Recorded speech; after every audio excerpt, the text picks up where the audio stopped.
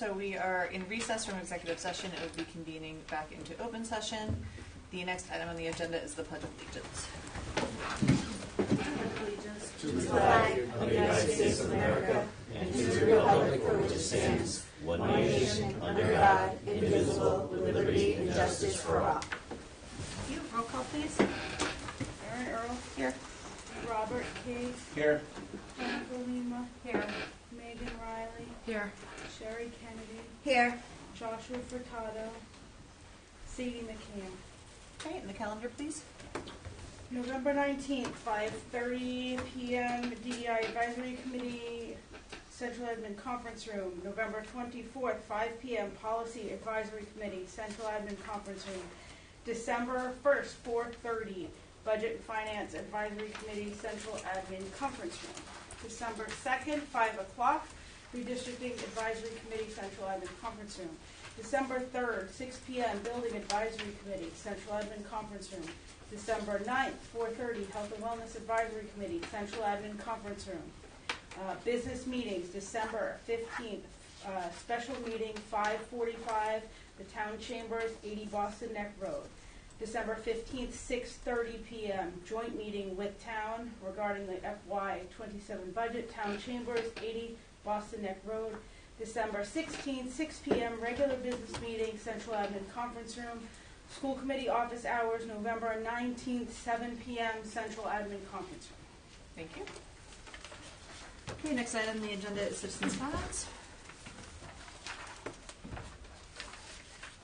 Stephanie, can you get to list? Oh, there's no citizens' comments, I'm sorry. No worries. Okay, so if anyone is here for citizens' comments, you can just sign up. If not, we'll move on to the next item. Okay. Superintendent review? Report. Sorry, yep. A few items here to share. First, just want to recognize Stony Lane Elementary School and some of the work that they're doing in bringing forward our vision of the learner. So for their school store, they have been working with their 4th grade students as coming in and helping out at the store. And part of that, they are working on some of the skills of the VOL, which is communicating to express themselves, collaborating to connect with others, analyzing to think critically, and real-world experiences, which is handling the transactions and working with their students and the parents that help out to run that store. So those are just some of the ways of really kind of taking the skills of the VOL and putting it into what we're doing at the schools. Also, Stony Lane is a Feinstein Junior Scholar School, and they've been participating with community involvement, supporting the food bank and collecting food for the bank. They also have applied for a Feinstein grant, which we will find out if they receive it or not. Davisville Middle School at DMS, the community, including students, teachers, and staff, parents, and friends, raised $875 in support of the disabled American veterans and the field of flags. Flags were donated as well for Veterans Day, which they put out in front of the school. At the high school, some good news I'm kind of giving you a heads up on, and you'll see this at a next school committee agenda. We applied for the Champlin grant, and the purpose of applying for the Champlin grant was to get additional funding for the machinist program. So we're thrilled to announce that North Kingstown High School has been awarded a generous $100,000 grant from the Champlin Foundation. This significant funding is a major investment in our students' futures and is specifically dedicated to enhancing our new Machinist Defense Career Education Program. This program is a cornerstone of our commitment to career readiness, built through a strategic partnership with industry leaders, Electric Boat, and the Community College of Rhode Island. The grant will supplement the existing support from Electric Boat and the school district, allowing us to acquire cutting-edge equipment and resources. As a representative from the school has noted, the impact of this program aligns directly with our local economic needs. This is a quote that's going in the article that they're putting out. In our backyard at Quonset Point, Electric Boat employs more than 7,000 skilled workers and continues to hire thousands more each year across Rhode Island and Connecticut to meet the demand of the submarine shipbuilding. With this grant, we will be able to strengthen each student's skill set, enabling them to become more qualified and competitive candidates for well-paying careers within our local community. This award underscores the strong connection between our schools and local industry, ensuring our graduates are prepared for immediate essential roles, and it enables us to provide the hands-on training our students need to meet the crucial demand for skilled machinists. We extend our deepest gratitude to the Champlain Foundation for their belief in our students and our program, and their partnership is invaluable as we prepare the next generation of highly skilled professionals. I want to note too that through this process, we were told that they had many applicants, and they were unsure of how they were going to fund programs. So they wanted to make sure that their funding went to programs that were supporting students that might not be, their needs might not be met in other ways. And we weren't guaranteed that we would get the full amount of $100,000. And after they reviewed the applications and really looked at our program of how we're serving students that may not get supported education in other areas, they gave us the full amount. So that's really impressive, and we're really proud of that and appreciative of that. And as you know, with our policies, that'll be on the next agenda to just have it be approved by all of you. But just as a note, like when we have to fill out grants, sometimes getting those grants in don't always line up with a school committee meeting. So we always, if we receive it, we then bring it forward to you. So we're really excited to have that, and that's going to allow us to get another machine, which also puts us ahead of our goal, which we set of having the program fully up and running in 3 years. We're actually going to meet that prior to that. And when we had the open house, we had many students and families come through that program showing interest for the future. And the 2025 school accountability was released. I sent a letter out. We will have a presentation on the school accountability at our next school committee meeting. But just to kind of summarize our results, we're extremely proud of the progress we continue to see at every level across our district. These results reflect the dedication of our students, staff, and families, whose commitment to academic excellence, continuous improvement, and strong attendance have made a measurable difference in student outcomes. Together, we are promoting a culture that values achievement, perseverance, and collective growth.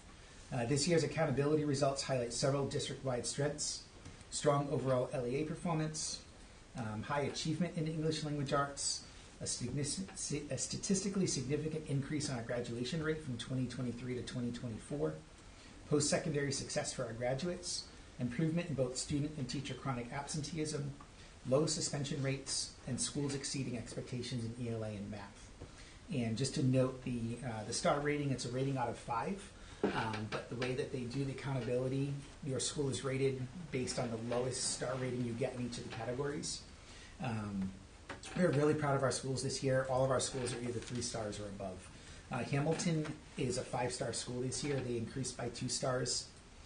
Fishing Cove is a 4-star school. They maintained where they were. Forest Park is a 4-star school. They increased by 1 star from last year. Quinnesset Elementary School is a 3-star school. They maintained where they were last year. Stony Lane went from a 5-star to a 4-star. It's something that's hard to keep up at that 5-star level, but we're definitely going to be looking at how we can keep those schools that are at 5 stars at 5 and look at all of our other schools as well.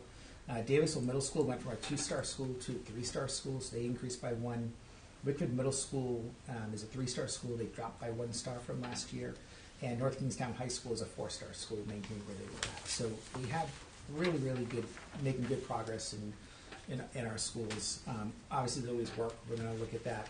We're going to give a brief presentation at the next meeting, just kind of go over the ratings and all of the schools and how they're doing.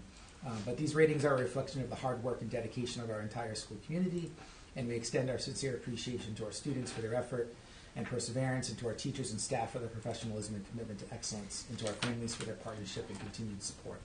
And we will use these ratings to dig in deeper, but we really just want to congratulate our schools and the students and staff at this time. One more announcement from the high school. One of our high school students, Addison Mudd, represented our high school at Middletown High School for Operation Holiday Cheer. This was through our community service program that we have at the high school. It's led by Mrs. Mason. Addison was able to interact with her peers and also meet the Lieutenant Governor. She represented all of the North Kingstown High School students who took the time to make cards for our veterans, both here and at the VA hospital and those serving overseas in Eastern Europe. This year, our students made over 180 cards, and it was a true testament to the caring nature of our students at the high school, and we're proud of the work that they're doing and she's doing. They're able to kind of spread that joy with our veterans. Thank you. Thank you. Moving on to routine items, we're going to skip executive session A as we're going to return to executive session at the end of the meeting, so we'll move on to the consent agenda. And can I, before we make a motion to approve the consent agenda, does anyone want to exempt anything from it? D2, please. D2, you said? Yes. Okay. Anything else? Okay, can I get a motion to approve the consent agenda minus D2? So moved. Second. Okay, all those in favor of approving the consent agenda, please say aye. Aye. Okay, thank you. And then can I get a motion for D2, please? I'll make a motion to approve. Second. I just wanted to, on the cover sheet for D2, it references a flat fee. I just wanted to clarify that based on the packet, it is a flat fee, but there's also additional billing for any additional work as requested, correct, Ken? Yes, Okay. that is correct. So the cover sheet is just a little misleading in that, in terms of the financial impact. Any other discussion regarding this item? Okay, we're in a motion to approve, so hearing no discussion, we'll call the question. All those in favor of approving, please say aye. Aye. Okay, thank you. And then we'll move on to reports. The first one on the agenda is special reports. Ken, read enrollment report.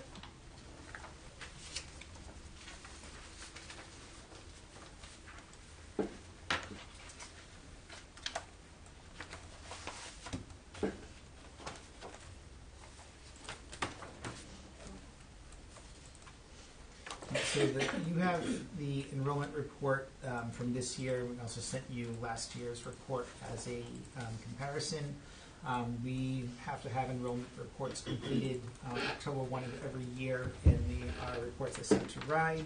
It goes over, it's a snapshot in time, looking at who we have in our buildings at that time, and those enrollment reports are submitted. So you have that. Are there any questions regarding this year's enrollment? I had a couple comments. Thank you for answering the questions that I emailed to you. The one thing I wanted to comment on was that you can really see the increase in CTE students from 2023 to now. The other thing I noticed was that the GUD students has gone down. Is that an accurate tracking? Yes. It Yep. is, So okay. that's all based on what we're reporting to the state. Okay, and the free and reduced lunch number has gone up as well. I just wanted to point that out. Were you able to get any additional information on the McKinney-Vento students that? I don't have that for tonight. I did look into it, but not information that I would have regularly available to share. All right, if you can just follow up on that, I would appreciate it. Okay, thank you. So I had a few things as well. Going off of what Jen just said about the FRL population, it seems like that there are about 63 more kids at DMS than 2 years ago, because I didn't get a chance to look over what was just added the last year to this year comparison, since that just came in. So, but first of all, the population went up 63 kids, but did not reduce that much from Whitford Middle, so that was kind of an interesting, like, where did those students come from? It seems like a great deal of students, but also a majority of those students are over at DMS FRL kids, and I'm not sure if that, I did try to look it up, kind of got some conflicting information, if that was a result of the guidelines being, the threshold being lowered or raised, I suppose, or lowered. In other words, why are there a significantly, it just seems something to be like that we need to look from at. one school to another school?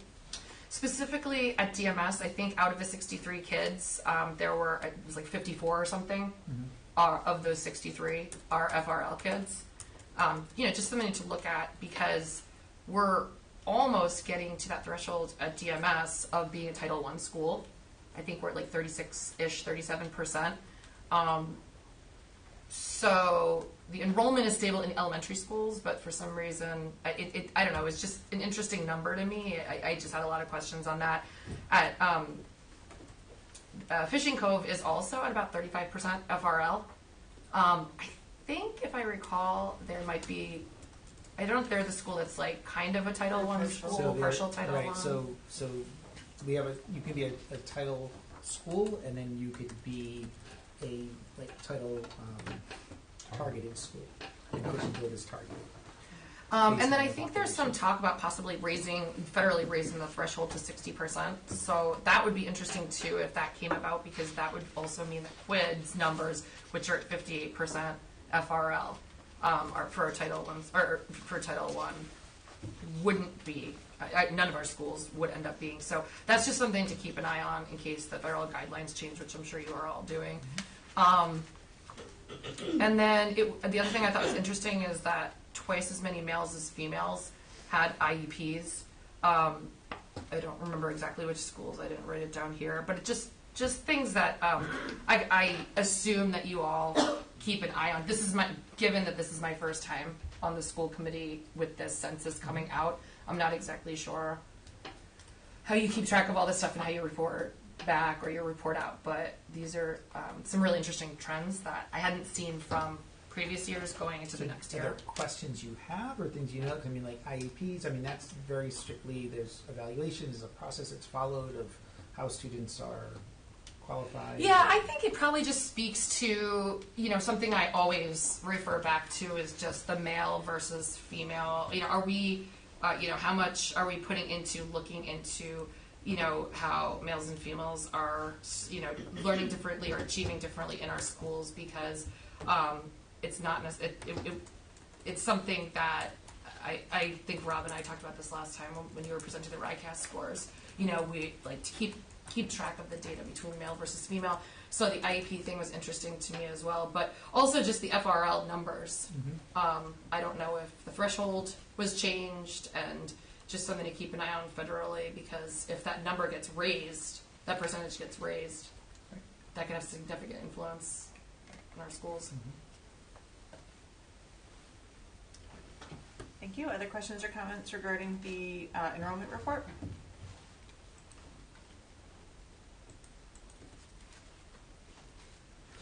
Okay.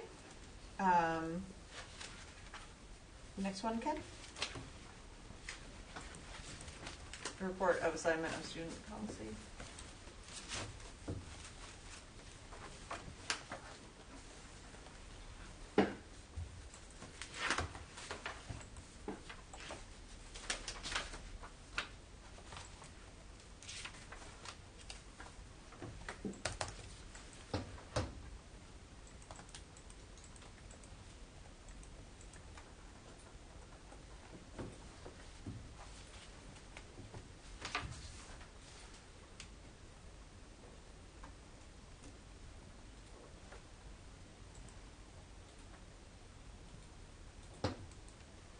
So the next report you have goes along with the policy for assignment of students. That's looking at your involuntary and voluntary transfers. So what you have is a breakdown at the elementary school level of how many transfers we had in and out of those schools, based on involuntary transfers versus the voluntary transfers in and out of each school.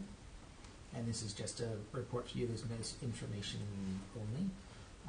So you can just kind of see for this school year how many transfers that we had out of each school, where they went, if they were transfers based on parent requests.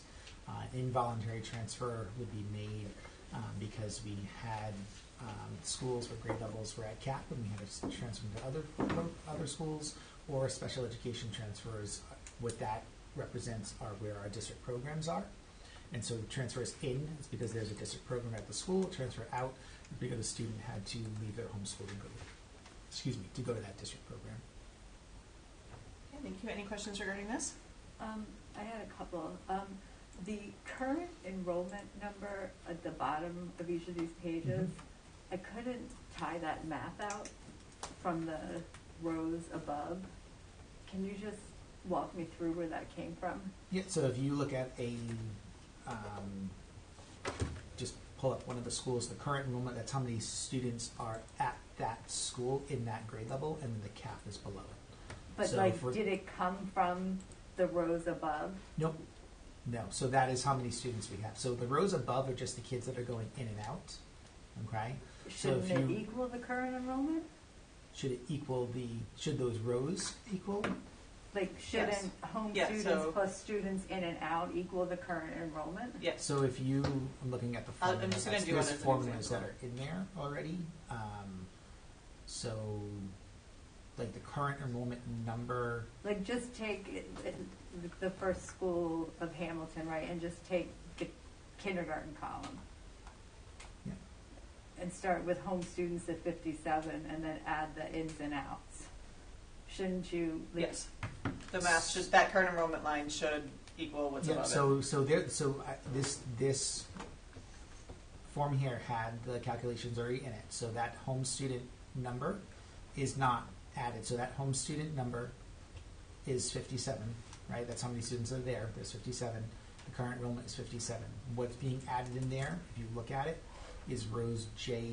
So under column J, it's row. well, we can't see the columns because it's a printout. Yeah, that's true. So it's bringing in It's bringing in home students. home students. It's bringing in Transfers. special transfers in. It's bringing in voluntary transfers in, and it's bringing in involuntary transfers in. So it's not taking any transfers out? Because wouldn't home students It and should current be. enrollment be the same number?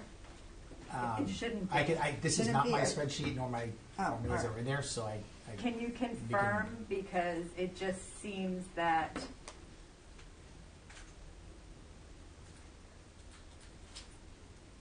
current enrollment should be the starting number plus the ins and the outs, Mm-hmm. should end with current enrollment. So if you Right. could So just we'll confirm follow up that. and Okay. confirm that. And then my other question was, if you look at all the transfers in and out, you can see that most of the transfers in and out have to do with kindergarten. And it's been that way like for the past few years. And I guess Mhm. my question is, do you foresee that continuing? Like, you continue to see, like, is that a question that the redistricting So committee that is gonna what we're address? looking at as the redistricting, Yep. right? Especially at that school, Okay. right? Well, Looking at the number of students and how many we have and the amount of seats that we have available. well, at the it's been school. all the schools, like Hamilton and Forest Park, I think. and Forest Park, and then looks like they've gone in. But then my other question was, Quid is the school that has the most voluntary transfers out. Mhm. And do you know why that is? The biggest chunk of them have come out of fifth grade, but wondering if there's a way to find out what the reason is for that. Yeah, I Anecdotally, with absolutely no basis of this, fifth grade was the COVID kindergartners, and so, like the kindergartners that went in when in 2020. Okay, So there Yeah, could be yeah. absolutely no correlation with that, but that could be okay, something maybe. okay. Those are my only questions. Yeah, I have notes here of like as far as like those volunteer transfers out, like what schools they were transferred to and like who they are. But I mean that is the heavier number, and I think if I remember it going back, those students in previous years were not there either, right? So just because this shows that there were 6 students that transferred out of Quinnesset for the 25-26 school year, doesn't mean it happened this year. Like if you go and you look that if we were to track it back, some of them were Transferring not out there each the prior year year before. also, yeah. Yeah, I'm those saying were- like they could transfer out those with were kindergarten requests because they that want to be in open classrooms. happened Yeah. year after year. Yeah. So, But yeah, if you can just check that spreadsheet, please, to find out what the math is, that would be great. Any other questions regarding this? Okay,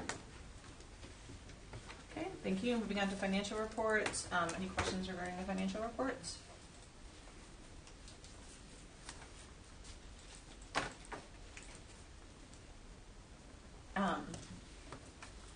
Not a question so much, but just kind of a comment. One thing that's difficult, and I'm not sure of the solution on it, is sometimes there's like larger purchases on the check registry or something like that, and it's not super clear what it's for. So not for everything, but is there a way that for like maybe purchases over 20,000 or something that we could, if it's not like very clear, like sometimes you can very easily look and you're like, oh, that's curriculum, or oh, that's a school, but like there's some that it's hard to tell what the things are. I don't know if there's a way to get it to tie to something or a memo or something, but like there's some ones that I'm always like, oh, I wonder what that is, and I feel like I could be better informed on it. Does that make sense? Or maybe is there a way to like, this is a pay and say, so like Yeah. sort them by like Category or something. budget line, and then by, you know what I mean, like. Ken, do you want to Yeah, if you, And I don't want to make more work. I just like, I also try to make So- educated decisions though, right, so. so what is the ask? Like, what are you asking, like over a certain amount, that there's an explanation of? Well, is what there that like a, maybe even, is there a purchase is? column on this thing that isn't added into the, So like for example. that says what what was purchased? Yeah, so like for example, I don't know what Brooks Associates is, right? Like just as a random example, but Sure. and those are two big numbers. But then like I scroll down and I see a big number, but it's like the Sergeant Rehab Center. So in my brain I can go, oh, I know what that is, or it's a school or something. But like there's a couple that are like big that I don't know what they are tied to. So any thoughts on how we can? I can certainly put comments. That's not a problem. I can't do it by account number or budget number because most, That's okay. so many of our payments have multiple budget lines. Gotcha. So it's coming out of a whole different Gotcha. place, and there's Okay. no easy way to sort that. Nor is there a way for it to pull with the way that I pull the check register. So that check register is kind of a little bit of a wonky Okay. report.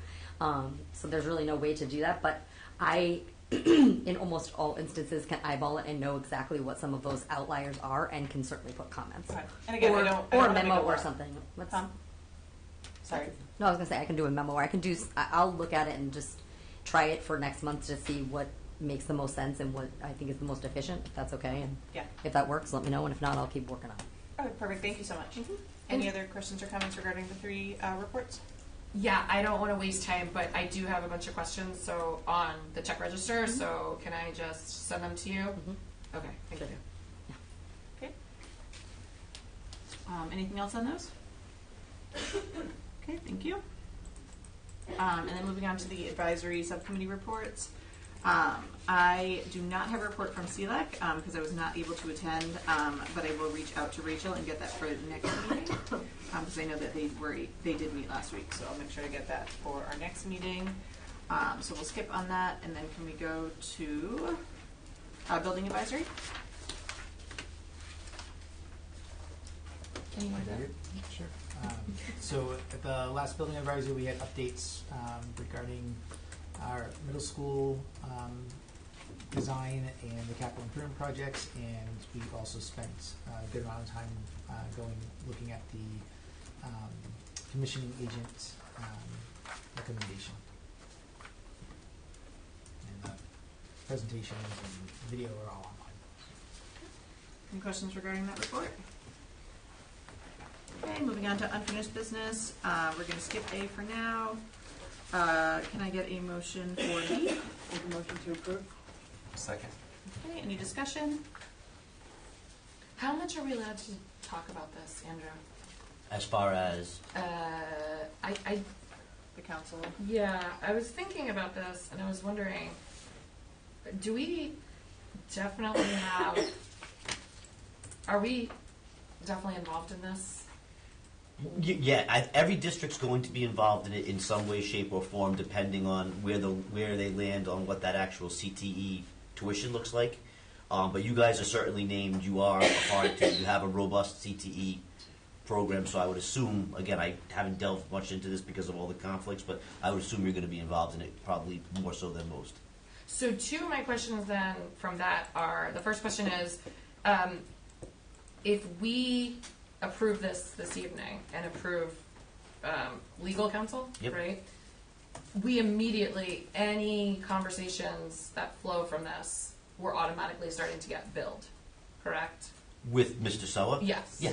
Right. Yep. Before we really even know a lot about it. Do you know what I'm saying? Yeah. I mean, I guess what I would assume would happen is is he'll probably reach out to Dr. Duva. I'm guessing, based on the nature of the complaint, and we've already talked about this, is you're going to start to run some numbers internally, like how many kids did we have from Warwick, what is that, in the years in question, what does that look like, what's the spread, and kind of calculate your numbers.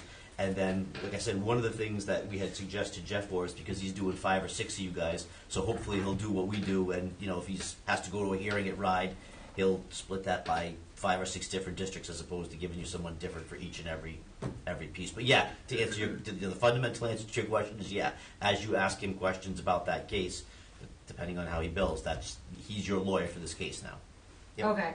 And then, hopefully, if we end up being successful, is there, would we be able to put in for reimbursement? You know what I mean? For legal fees? For legal No, fees? at RIDE, the only mechanism there is at RIDE for getting legal fees is you have to reach or come below a certain income threshold, which doesn't apply to districts, unfortunately, so no.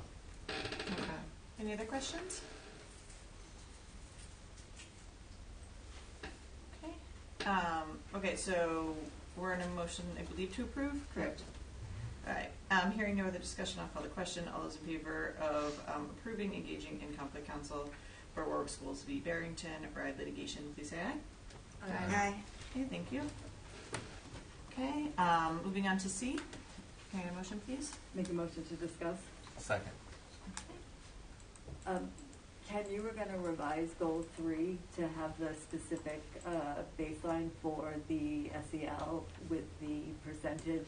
So I have that. Okay. And I realized earlier today that I never put that on there for you. Okay. So what that is, I have it here.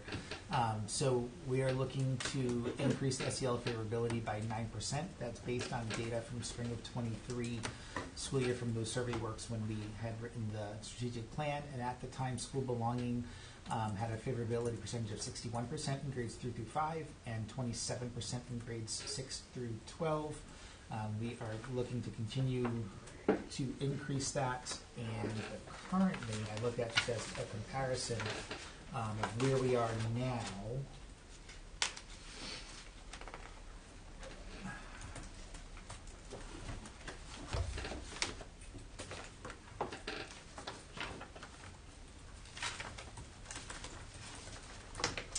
Our last report in the spring, in grades 3 through 5, we went from 61% to 66%, so we're moving in that direction of increasing it to by 9%. And in grades 6 through 12, we went from 27% to 38%. So we're moving in the right direction of increasing favorability of school belonging for that goal of increasing it by 9% by the end of, for the report that will come out in the spring of this school year. Okay, can you have that updated and Yeah, I added? have it already. I'll send it to you. Okay. Yeah. Okay, so we're going to be changing under goal 3 under indicators for success.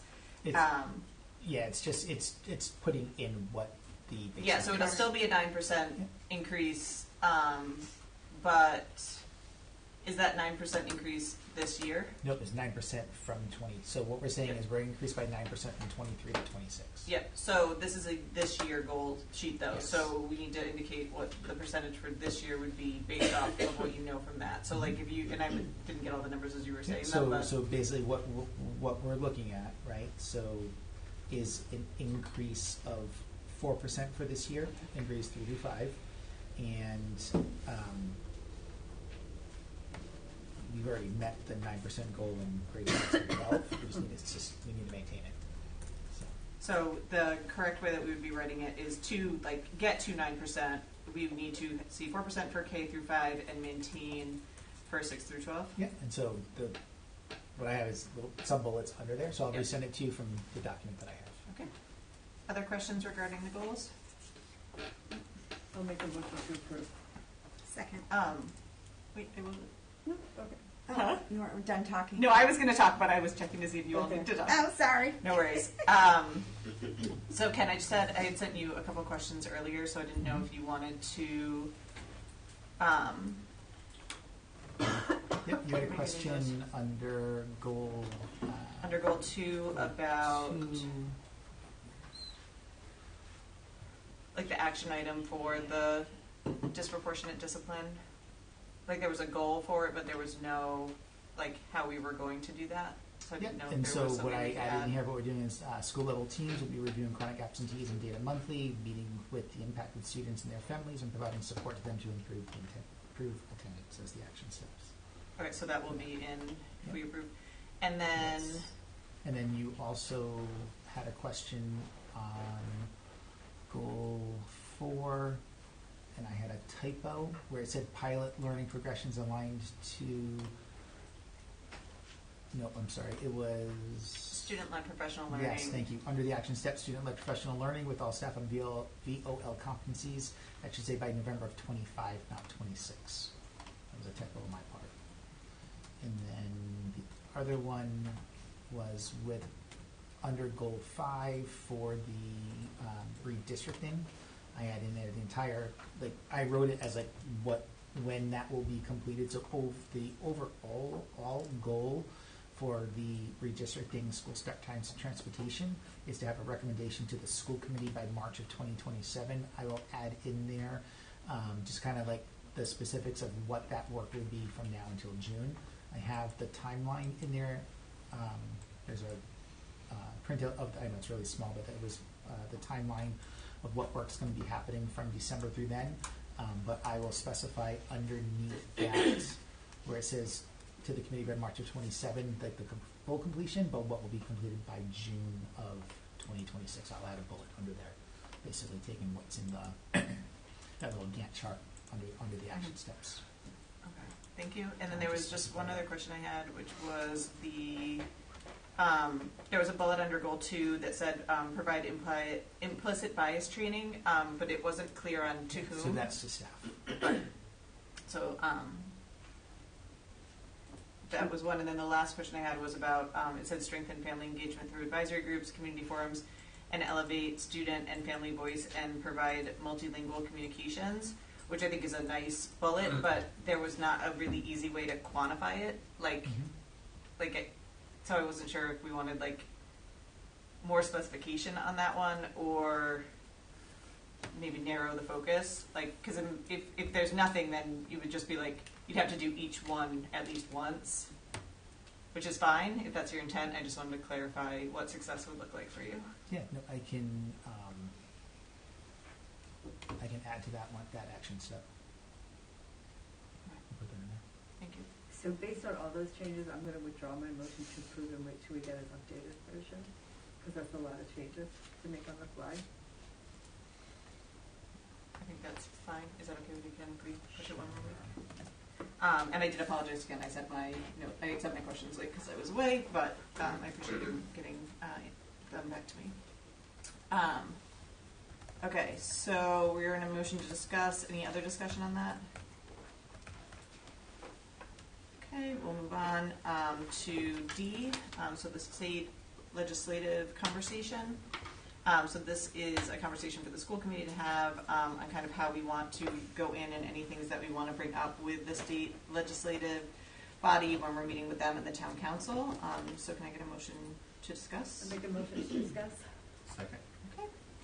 So just wanted to see if the school committee had any thoughts on things that we might want to approach with them that impacts North Kingstown. So again, these would be things that happen up at the legislative level, but that are important to us in North Kingstown. So wanted to see if the committee had any initial ideas. I have a few. Sure. I wanted to re-put forward the bills that Senator Valverde had put forward about requiring the names of any non-credentialed school employee who's terminated for good and just cause to be furnished to the Department of Education. We put forth a resolution in support of that bill last year. Also the one that would allow the dismissal of a teacher after the March 1st deadline if there's gross misconduct by a teacher upon a student.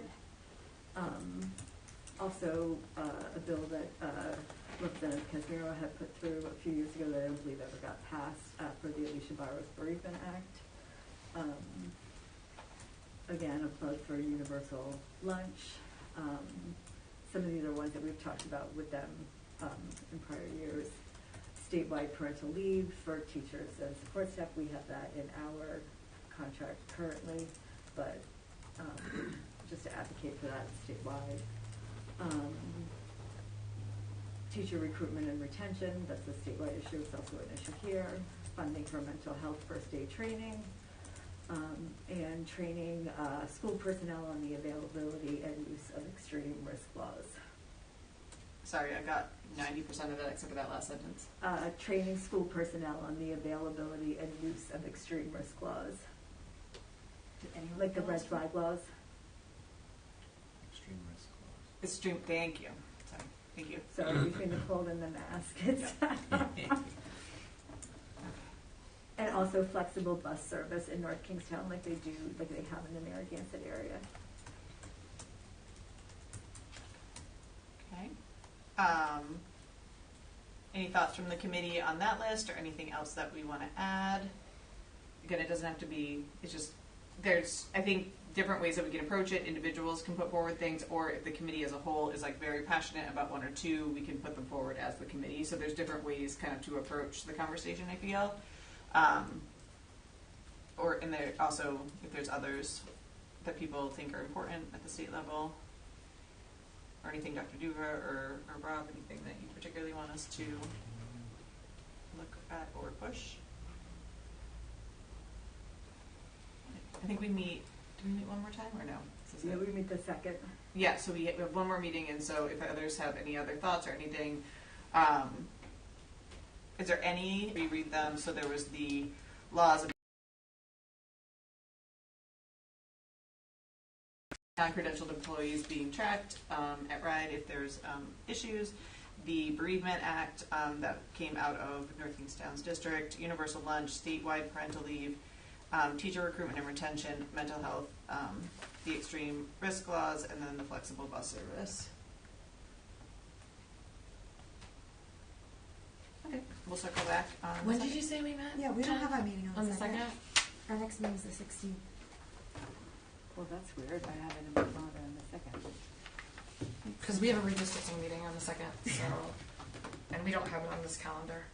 Yeah, Oh, we I'm only glad have- you said that, because I would have Sure. shown up here on the second. There wouldn't have been anybody here. Okay, You so can we have will your not own see each meeting. other again. So does anyone have any thoughts on the list or things that they particularly think we should provide some information to the state representatives on?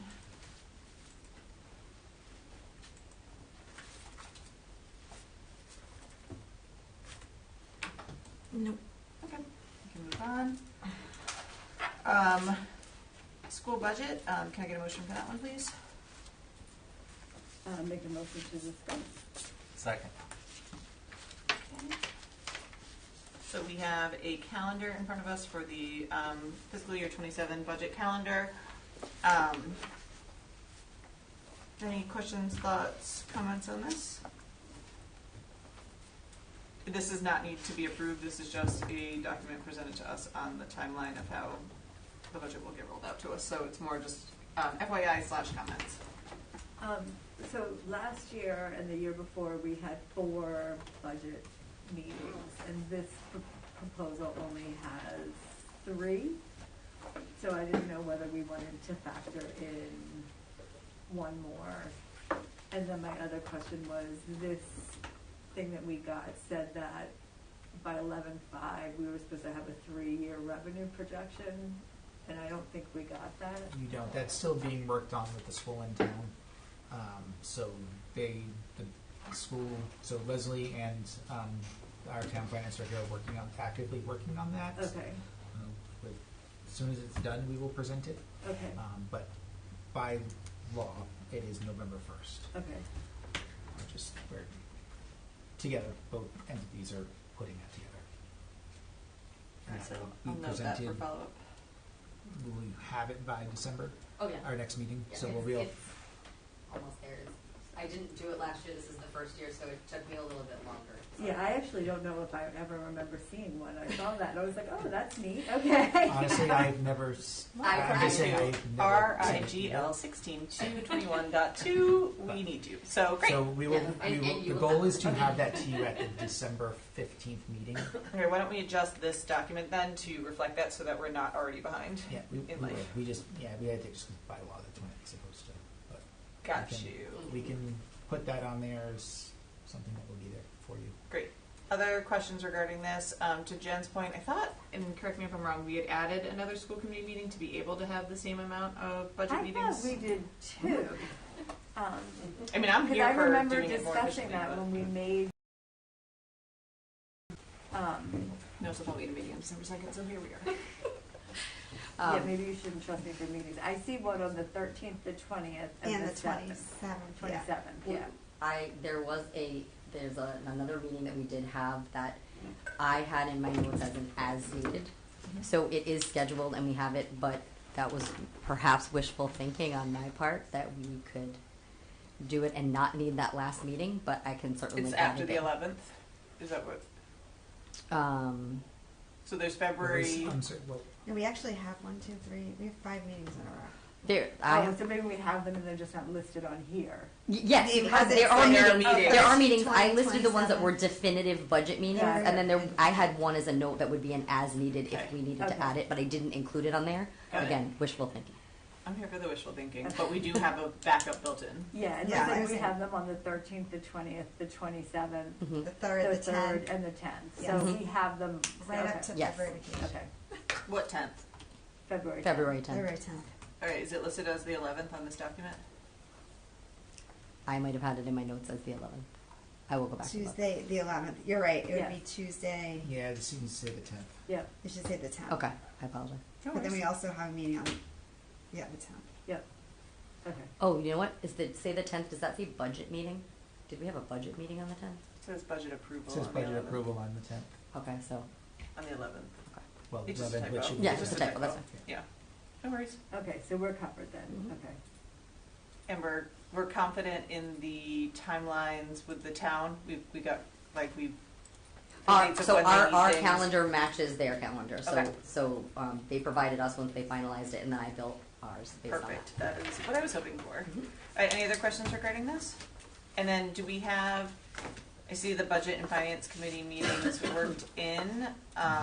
Some of them are really tight time turnarounds, so that does make me a little bit nervous as far as like the school committee being able to digest or get any attachments from that committee. Like if you all are meeting on the 2nd and then we're meeting on the 3rd, just something to consider.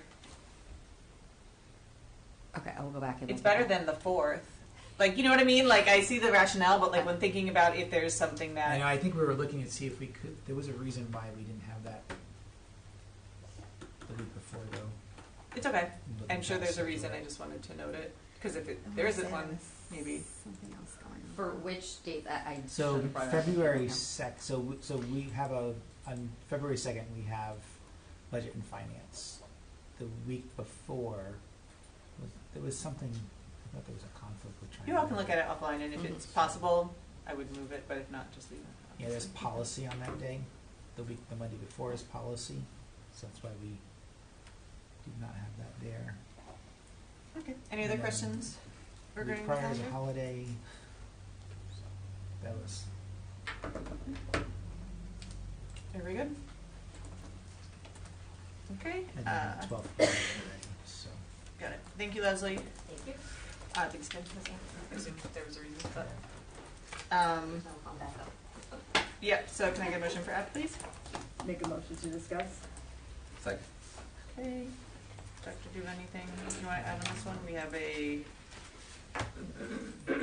we're on the update motion for Leslie budget and will have finance that advisory for you. committee.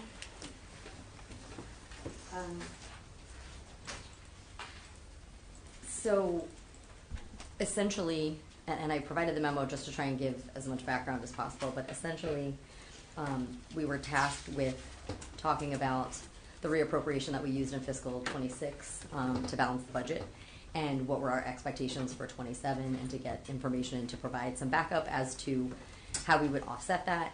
Now that we're getting ready to close fiscal '25, and we have an idea of kind of where, unaudited, where we're landing, we understand that we're going to have a surplus that will help offset some of the things that were decided in fiscal '26, and this was discussed with the Budget and Finance Committee.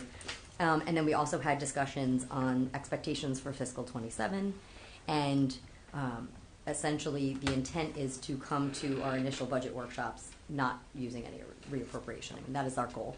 So essentially, the Budget and Finance Committee decided that that was kind of sufficient response and that no further action was needed, but it needed to come back to school committee to finalize that. So if anyone has any questions, I don't know if Dr. Duva wants to provide any other insight. No,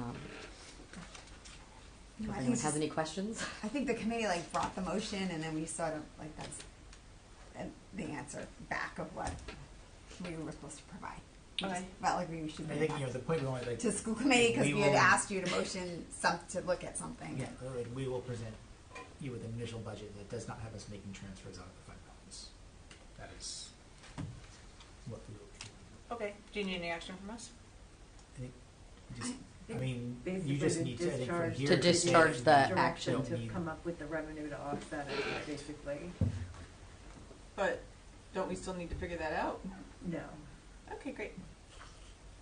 Because I'm the advocate. Okay, so anyway, so there's, Is this something that if we need help with, we can, once we get into budget talks, we can bring back and ask the Budget and Finance Committee to look at things for us? I guess, Because the Budget and Finance Committee had kicked it to the school committee. okay, I've been very confused with the Budget and Finance Committee because I feel as if a lot of decisions are being made first here or without them, and it's almost like they're an afterthought, which I would like to see kind of the opposite. I just don't feel like we're getting much input from them, that I think that they have a lot of professionals on there who could give us some good advice and give us some good guidance, and that's kind of the whole purpose of it. I'm just, So when we put that committee together, it was to focus around on us creating our budget. So we built the calendar, so that way we're bringing our budget recommendations to the Budget and Finance to review and then come to school committee. So that's the way we had set up the timeline moving forward. So- yeah, sometimes I just feel like they're not as much of an advisory committee as some of our other advisory committees. Like, I feel like we wouldn't dare do policies without going first through the policy committee. We wouldn't dare do recommendations from other committees, redistricting, without going through redistricting. And sometimes with budget, it's kind of like, have we run this by the Budget and Finance Committee? Well, no, yes. So that's just my view of it, how I've seen it. And I mean, I'm just kind of like, are we in, are we out? Is there a purpose to that committee? Well, the purpose of the Or not. committee was to be put together so that to advise us on our creation of our budgets, right?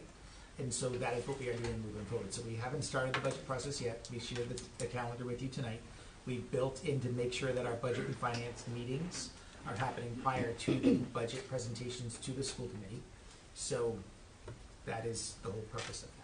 And I think because last year the Budget and Finance Committee It was started after. was started after the fact, so I kind of think that was why. And then, It's been like that, right, and then where I in the think now we're spring, being there were more a lot of proactive, where- recommendations that were made over the spring is like to relook at things that were done in the past. So I think it was started, you know, when it was started, when it was put in, people were putting, you know, recommendations forward on that committee to relook at things that were already done. can somebody remind me So- what the prior request was exactly? So I the- can Because tell you're you, telling me I you're- wrote it down. It Okay, was to update the $750,000 in operational expenses and our revenue to replace the fund balance reappropriation in the FY '26 budget. And so So what that was we- like the original motion Yeah. brought And- to the school committee Yeah. that, So you all came to us and said, hey, charge us with this, right? yes, and And now, then we charged you with And it, that was but now back in you're the, saying you and don't that want was to. back in the spring Yeah, of no, last year. it's totally fine, I'm just Yeah. trying to keep up. And then when we Well, we did, we finalized- provided an answer at the last meeting and they considered that sufficient. Right, because what we provided Or a from the sufficient response, I answer guess. was that when we finished out the budget year, right, we had a surplus that went back into the fund balance. So we basically replenished what we Okay. took out. Sherry, can So you make we a was- motion to reverse whatever you just said? okay, so a motion to reverse the Or cancel, or I don't know what the What? legally word would be. the Withdraw. legal word, Withdraw. withdraw. Okay, a motion to withdraw. Update on the $750,000 in operational expenses and our revenue to replace the fund balance reappropriation to the FY '26 budget. Per the recommendation of.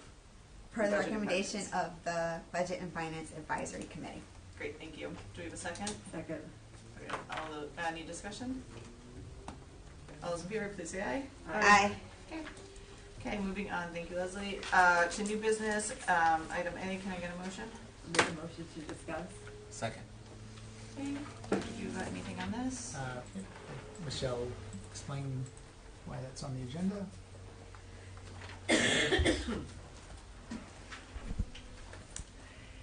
So it was brought to our attention that possibly we should look through and make sure that all of the bus drivers have been, in prior years, approved by the school committee. I went through, I couldn't find anything in writing, I couldn't find minutes on these drivers, so I decided that I should just bring everybody forward right now for approval. So basically, after going through documents and Yep. stuff from past years, we couldn't, as the current administration, Yep. find it. So we wanted to start off on a clean Yep. slate with us Understood. here and have everyone documented that they've been approved by the school committee to make sure that what's So in we're the in contract compliance with our policy. policy, yes. Questions from the committee? So on the asset list, bus 14 has 3 drivers listed, but there's only 2 listed on here. On the, So Beverly French 14. and Stephen West are listed for bus 14, Yeah. correct. Who but was- you're seeing what, Jen? On- No, so I had asked you when I sent you that email to, I think you should put their names, like Stephen West and Beverly French, because I think you basically have like their first names and their last names. That's why I think you're confused. It looks like there's 4 people. It's not. Oh, It's it's just their not. first name and it's their last Oh, name I see. with Okay. slashes in between, so it looks confusing. I gotcha. Okay. French West. So it's Stephen West, Mhm. Beverly French. Do you see how Gotcha. this Okay. looks like 4? I see. Okay. Yeah, All can we right. just fix? Let's. Yeah. We can just fix how that's taken. Okay. fun. And Okay, then so my that's other good. question is, the substitute bus drivers that you have listed, do they drive any of the buses or do they drive particular buses? They drive, a couple of them will drive any, so some of them work for particular contractors, but some of them will work for any of the contractors. So, but they basically do like field trips, Okay. athletics and field trips. So they're actually driving the spare buses. Okay. And Andrew, you're gonna fix the issue with the contract that we discussed? We are. Yep. Okay. Yeah, Michelle and I, we emailed a bunch today, and we're going to Mhm. sit down and really wrap our arms around all the documentation we have and get it all up to snuff. So we're So gonna let's like have clarify- contracts for the spare buses too? Is that what you're No. talking about? No. This, what I was asking about was for the co-contractor that who passed away. who- Yes, Oh, that's, that too. that's the only part that I was confused about on this one. So let's, Yeah. we'll deal with one Yes, one- bus issue at a time. This- Right now, this- you're being asked yes, to do this- this part, yes, this which is the time, bus yeah. driver approval. So any other questions regarding that? Because I do have one as well. That was my questions on this one. Which one? Oh, so Jed, so there's 4 people that say substitute bus driver. I Yeah. personally don't care what. No, there's substitute- apparently only 2, they're just listed weird, so that's all set. Yeah, the bus 14, and I Yeah. think, and so No. I want to ask Andrew, like, so this is kind of like our way, because I mean, it said it in the contract, so I'm kind of shocked that we have people driving buses that were not approved through the school committee? After the process, It's not, with the agenda today, I think we're going to actually pull every document that we have Okay. with all the buses, go through the contract, and line up and But proving this will yeah, kind of make it's sure the perfect it kind of first goes step. with the Absolutely. agreement That's why with we're the doing it. contract. Yeah, that's why they're doing And it's not to say that they Making weren't sure approved at some point, it's just that We the can't current find it. administration can find it, but we also are not gonna spend 900 hours going back through minutes and different things, but we No, can no, I just think we rectify need it to be here. covered, because Yeah. God Yeah. forbid, Yeah. one of these buses gets in an So- accident and the driver's not approved by Yeah, us. so to can we just clarify the asterisks and why we listed it like this, for Well, this so, particular approval? so I was, yes. So I went back and forth because Christopher Morton should have been on the contract with Robert Morton. A letter had come into our office in January of 2020 to put him onto the contract. So I went through everything. I asked Jules to help me. I asked Stephanie again tonight to see. I was told that it went in front of the school committee sometime in February, March 2020. Well, February. I can't find anything. So I listed him as a driver to be approved, but he's technically a contractor. But I can't find anything appointing him. I found a letter from his father to add him to the contract to our department, and that's as far as I could find. So I wanted to make sure we were covered as approving him for a bus driver because he's technically not on. Understood. But Okay. that letter's not in the file. I uploaded it when I found it. Does it, We had I'm uploaded looking it. in Do you the want? file right now, but it's not in it. Which file did you put it You mean in the asset list? in? Yeah, in the bus 9 file. You know what, I didn't, because I just found this, but I sent it to Stephanie to add to the school committee, but I can scan it and put it in there. for the Yeah, purposes I will. of this document though, like Mhm. regardless of if Chris is running bus 9 or Chris is a substitute driver or he's doing 14, it doesn't matter for Right. this one. Yes. That Yeah. other thing most certainly matters. Yeah. We will Yeah. rectify that. But for the approving bus drivers, all we're saying is that He can drive he a can bus. drive a bus. Yeah. So do we need, in this official memo, we'll just leave it, who cares? Any other questions regarding this? And I would assume all of these people have met our like employee compliance with BCIs and appropriate trainings and all the things. Yeah, like, are they all registered too with the Department of Transportation, Drug and Alcohol? They have to, Clearinghouse? yes. Okay. They're so I all just wanna make registered sure in we have DISA. Proof of that. Yep. Any other questions regarding this list?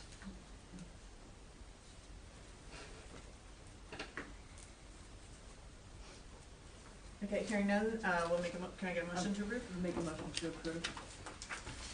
Second. Any further discussion? Okay, hearing none, all those in favor, please say aye. Aye. Okay, moving on to the next one. I'll make a motion to approve. Thank you. Second. Any discussion on this one? This is the approval of transportation upgrade. Okay, hearing no discussion, we'll call the question. All those in favor, please say aye. Aye.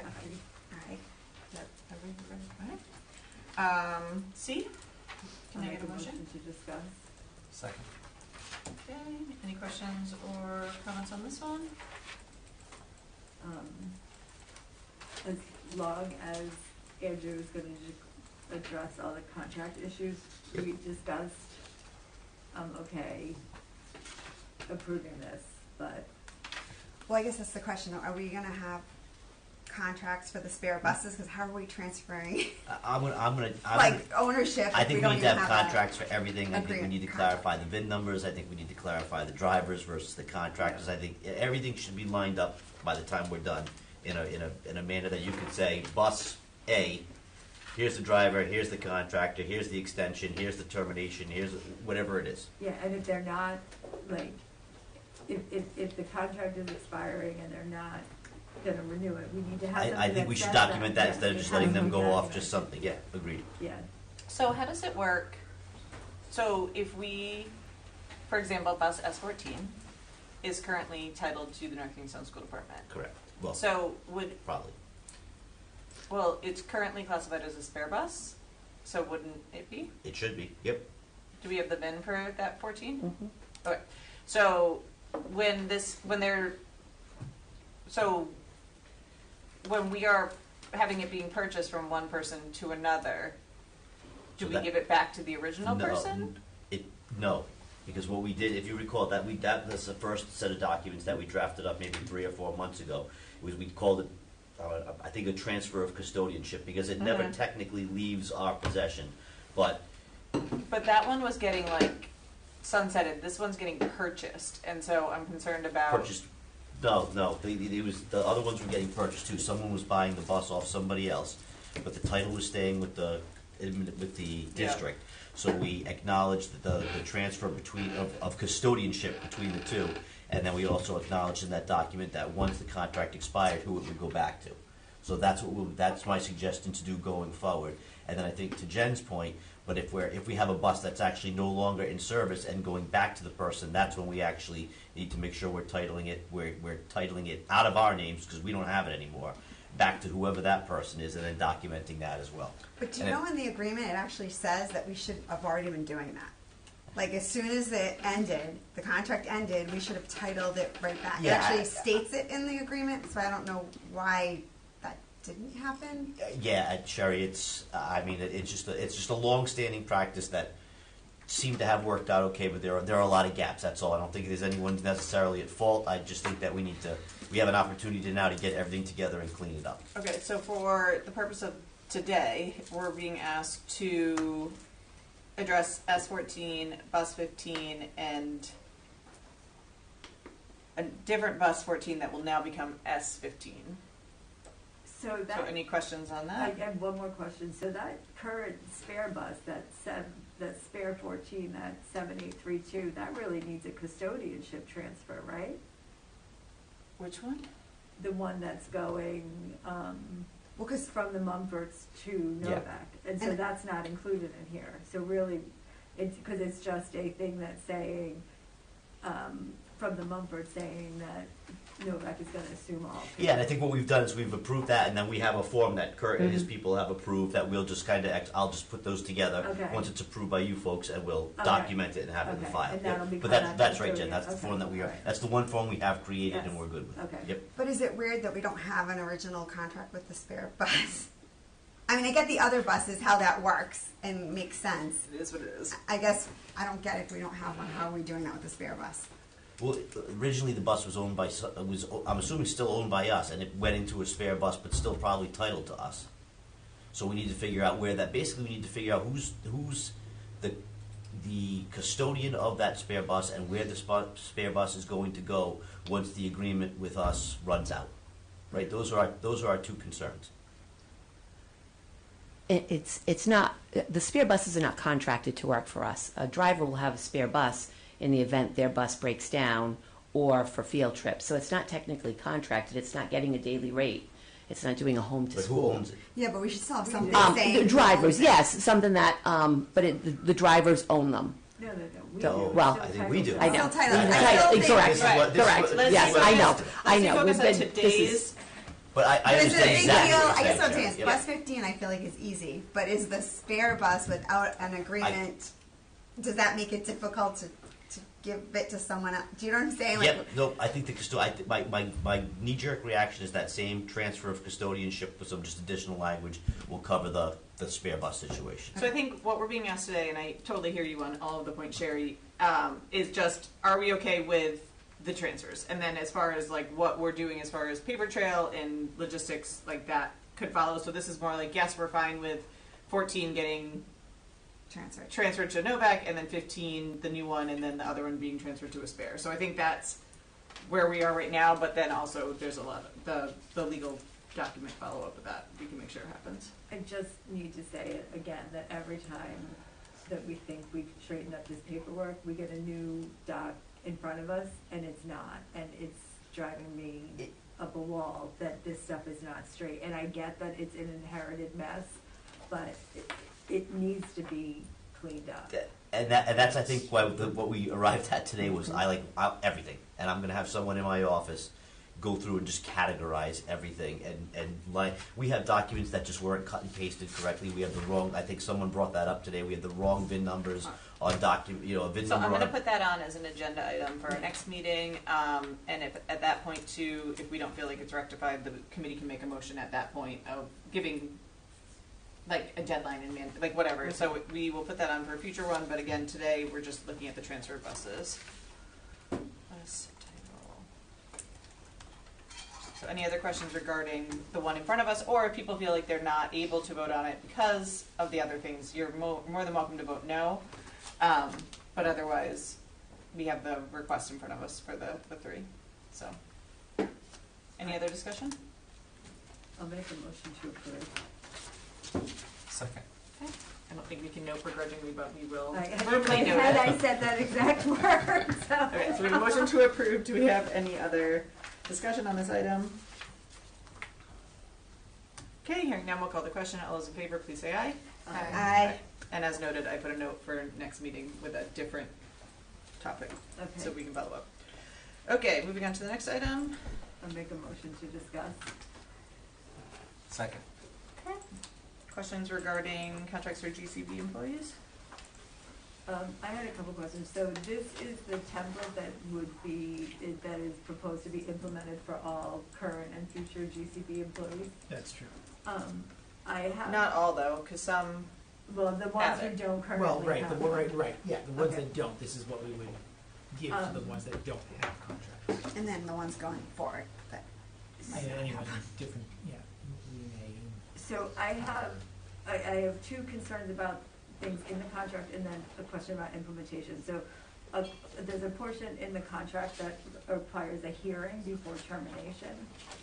That, to me, for a non-union employee, seems like a step that is, Bless you. Bless you. like, Rhode Island is an at-will state, to have a hearing for a non-union employee seems excessive to me.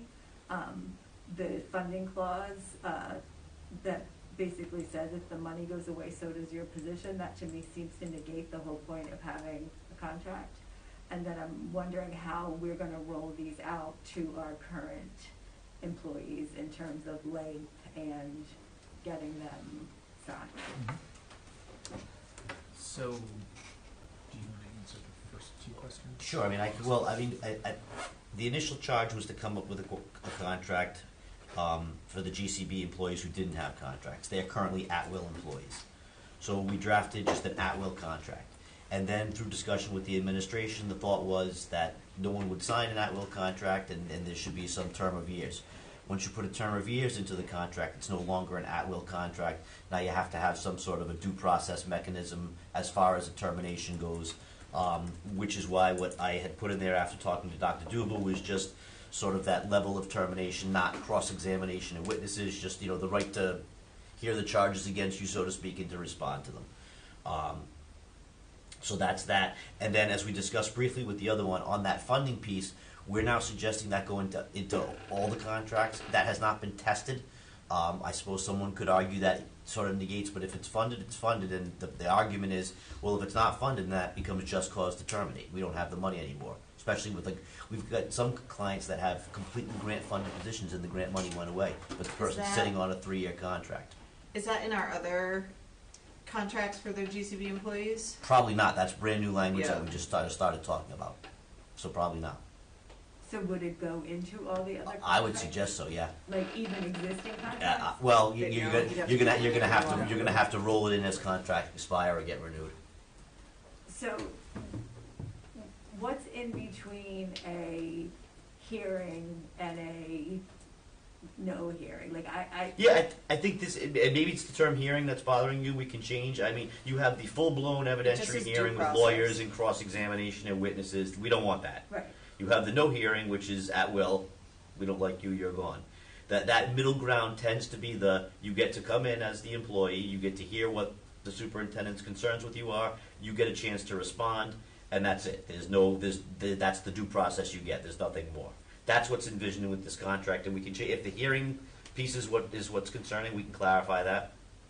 Yeah, I think, to me, when I hear hearing, I picture an evidentiary hearing. Like, Yep. I mean, I think that is not something that, I mean, Rhode Island is an at-will state, Correct. so.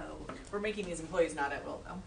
I- And when I just Googled it, that's the problem. Yeah, once you give them a term of Yeah. years, they're not at will. Yeah, But I think we had not really talked through, we talked about contracts and I think, that's where it gets really tricky because it does say that if you have a employee that's not an at-will employee, that they do need that formal process of advance notice or a hearing before termination. yeah, see, to me, that is, and again, I don't come from education land, but you're creating a process where and this has nothing to do with valuing employees, it's just you're creating a process where you're making it very difficult to get rid of people. At will is the easiest. It really is.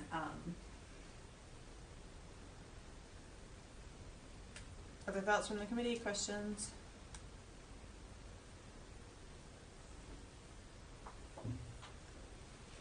But I'm happy if you decide to go with this particular form. I'm happy to clean up the due process language, if you will. But as you said, once you give a term of years and you're outside of that at will, now you've got to have some sort of a due process and you've got to have some sort of clause. Is it something that could be like first warning, second warning, not even like verbal written, but something like that? You could, but they're going to have an opportunity to adjudicate each warning, essentially, right? I mean, it's just you have to prove just cause at some point in time, Okay, or they're at will. okay. I guess my thought on this is we're putting a contract together. Why are we providing a contract if they're at-will employees? Well, I didn't They vote did- for the contract. No, so it's not really kind. I just feel like we have They didn't nothing have signed contracts before. that's even saying, It's- even like if you work in Sure, corporate just- America, you have an like, you still have to sign something saying I'm agreeing to work with you. It doesn't even have to say like, I don't know why we would have to have dates. It's just signing something agreeing of employment. You wouldn't, once you put the dates, that's when you trigger. That's what I mean, the- like, do we have to put the date? Like, I think I was No. more, I thought we just needed to have something that you Like in sign writing. saying that kind of protects us, that you work for us, but you can't just do what you want. Yeah, and I don't want to speak for Dr. Duva. I think when I first put that forward, his concern was, is that going to hamper his ability to get people in when it basically, that's all it is. It's a written piece of paper that says you work for us, but we can fire you whenever we want. Well, we I don't don't wanna even need to speak for you, fire, but we I don't think even need to fire you, we just No. don't fund Yeah. your position. Right. So I mean, like, that's it. this isn't Yeah. achieving what we're trying to achieve. But what do you I want to don't achieve, think. I guess, is my question. My thought was you had people that were at-will employees with no written agreement at all, and the charge was give them some form of written agreement so there's an acknowledgement they work here. That's what I And started they with. shouldn't have dates, and they should just be at will. I thought it was standardize the employment parameters in terms of benefits Well, and we did vacation. that I didn't do that, Jen, because we had two groups, right? We had GCB Yeah. employees who already had a contract, and then 5 or 6 employees who were GCB who had no contract. And those, initially my understanding was those, we can't touch the other ones that Yeah. have a contract for whatever the terms, but those 5 or 6 people that didn't have one, my understanding was that's what the committee wanted to address, is get something in writing that at least acknowledges they work for us. What that looks like now is completely up to you folks. It can be at will, which just simply says you work here, your benefits are what's in GCB, and by the way, you're an at will employee. There is no term. It's not a year. It's not 2 years. It's just that. In which case you don't have the due process or the hearing concerns, or you can do something that's a bit of a hybrid here, which is we'll give you a term of years. You still do have some just cause rights, but we're going to not make it into a federal case every time the superintendent makes a recommendation. So my question is about, at will and like here, you work here. Like what, is there any evaluation process? I mean, what if this person is just like, For at will, sits there and doesn't do their job properly, but, and you can just fire them? at will. Yeah. Yeah, at And will then, you can fire for any non-discriminatory reason. You were 5 minutes late today, Andrew. You could say we could do better, right? Yeah, well, that's a non-tenured stand. Yeah, And then in terms of like vacation times and stuff like that, because obviously there are different. That's all locked though, That's because all in the when we GCB policy. updated GCB, Right. any employee that falls under GCB, we have outlined It's all already- of that. So regardless, contract, not contract, they're all protected under the GCB of what we had they previously. get the benefits from the GCB. Yeah. Yep. Yeah, like they get the benefits of anything that's in GCB, regardless of contract.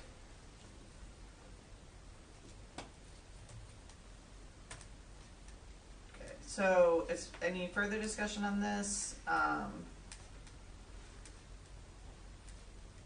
Kind of how we want.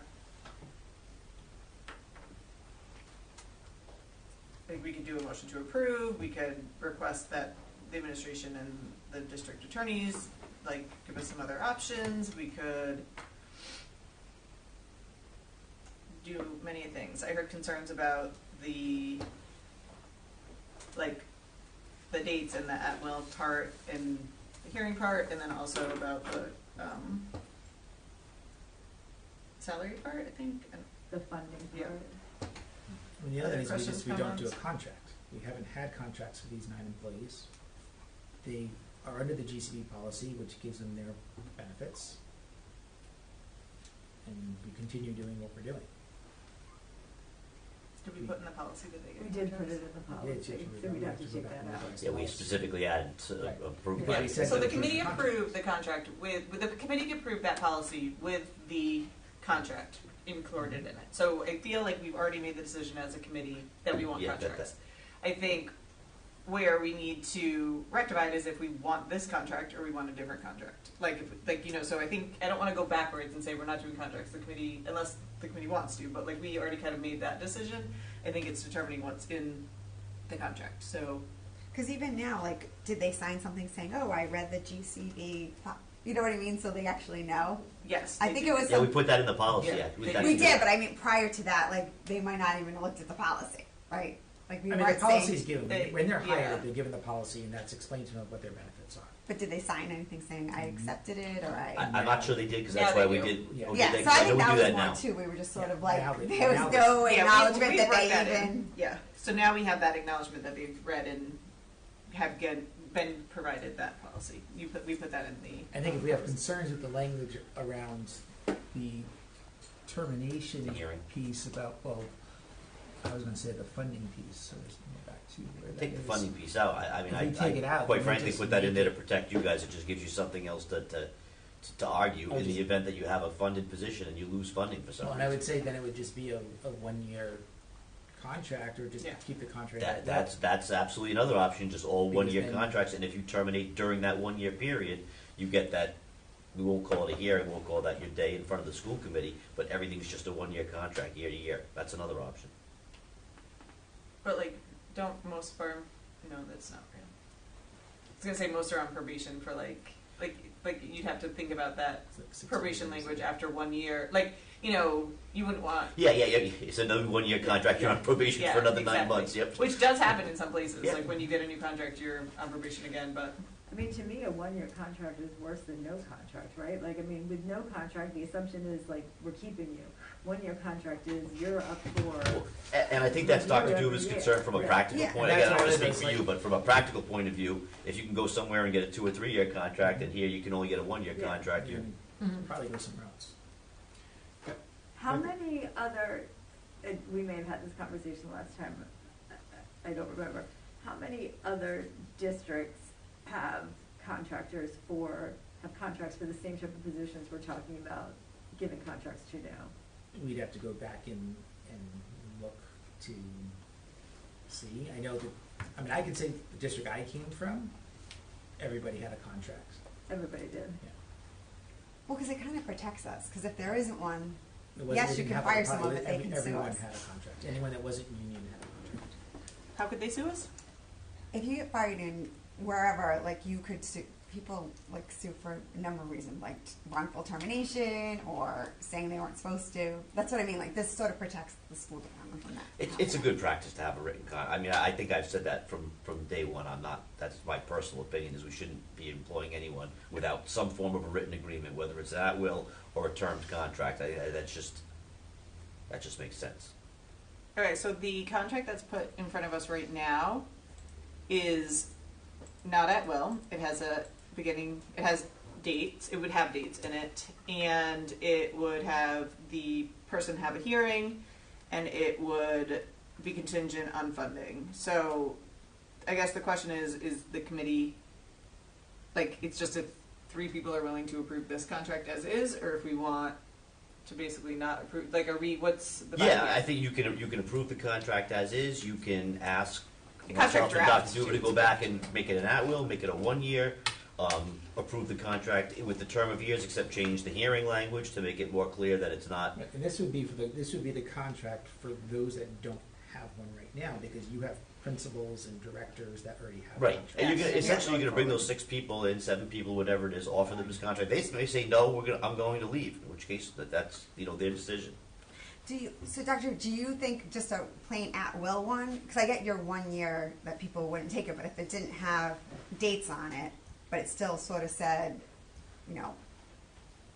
there would be ramifications if you want to get rid of them, like there would be a process. I guess, What's your question? like, were you against the at-will and that's why you wanted the dates? I was concerned with it just being at will, Okay. because I thought it was like, if they're already working for us, they're at will. Now we're writing a contract that says at will. Why do we need the contract? Just to protect us, because we're not Like, protected with that no was contract. kind of my Yeah, thought. no, it- I think now if we're concerned with the language we put in there, that if it's a 2 year contract, but if there's a lack of funding, we let you go, then I would. It's actually worse to me than, An at-will. yeah, like, because, like, basically, At-will, you always you're know not that- firing them, right? So you don't need just cause, but, like, we're not funding your position, you're out. Like, that to me has less protection for, like, why have dates in a contract if every year the school committee has the autonomy to not fund a position? where at will, it's kind of So, assumed that way. so I You could also limit that language to just grant funds if you wanted to, or federal funds. But that, again, it's really, you can really do, it's really up to you folks. No, and I get I get the concept, right? There's only Yeah. so many employees in this district that you have flexibility with, right? Because all of the employees that are in the union and different things, if funding disappears for those union folks, like, you don't have autonomy Yeah, to adjust anything. And The so funding there's is very few. the funding is new language, and again, it wasn't Yeah. even specific to you guys. We had a number of clients Yeah. who had, like I said, employees on 3-year contracts that were in the first year of their contract, and the grant funding Additional money, or the yes. federal funding didn't show up, and I kept getting questions. Well, what do I do with this person? They have a 3-year contract. You have to find something to do with them. So you added the funding part because we were gonna put the, like, 1 or 2 or 3 year contract, but if we just put at will, No, no, you yeah, would, that- you that- would not need that. Don't need it. All right, I so think I think we go back and just have it be. an Just to annual get a contract. sense- That's what- Yeah, I mean, I just like I said, I Alright, can do so whatever. let's do this. Without just, are there any committee members that are interested in approving the contract draft as presented? No. Okay, so we're not doing that. So, what direction do we want to give? Like, do people want to say, I would approve this if, or like, I support Y? Because I don't want them to go do work on this and then have it come back and like, it's not what we're vibing on. Would 'Cause, you like, approve, if we change to an at-will contract, would you approve that? Yes. So then Yeah. we'll just do that, we'll change it to at-will. all right.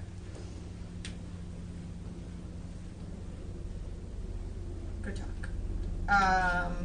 Okay, so are we proposing to approve it tonight? I'd rather have them bring it I would like back, You wanna- and- which okay. I think is fine.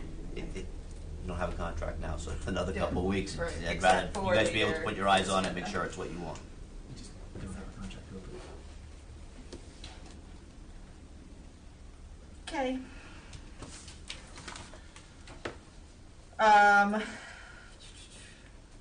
All right, moving on to item E.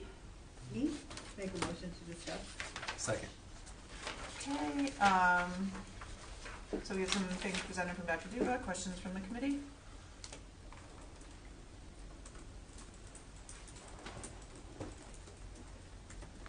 Do you want to explain? Yeah, can you walk us Yes. through Be happy to. Okay. So, what I provided to you is my recommendation to restructure the Director of Facilities and School Safety position to a Director of Operations. My reasoning for that is that after the past few months of us not having a permanent or a person in that position, and relooking at the structuring of our administrative department and feedback from some of the school committee members about kind of looking at how work is delegated, supervision of departments are delegated.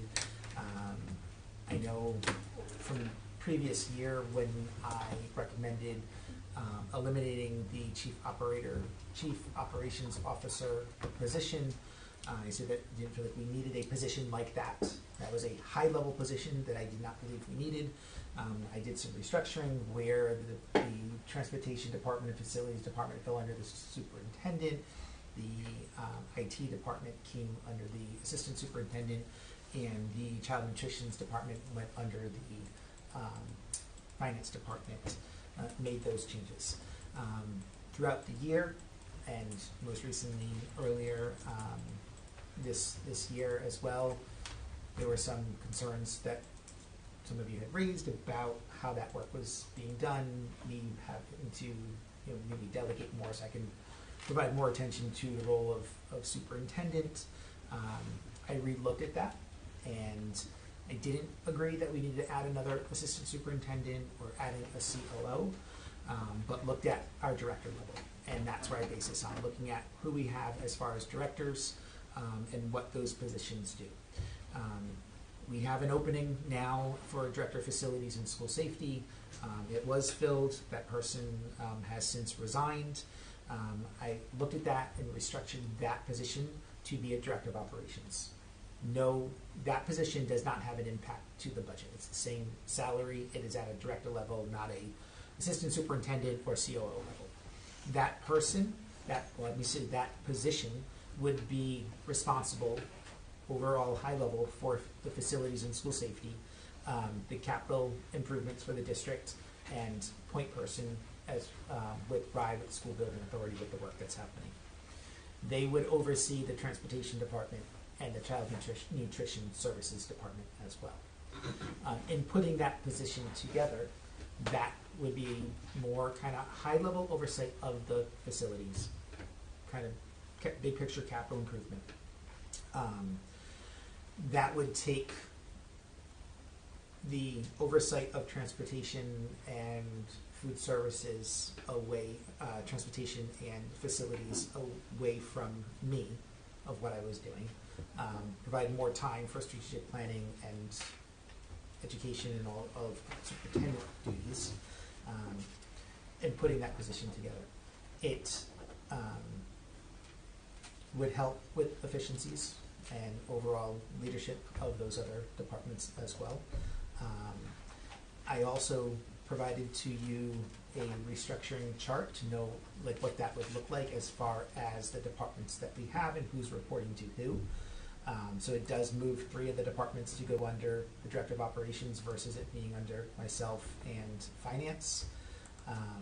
I provided you a chart to show the administrative FTE comparisons over the past 3 years.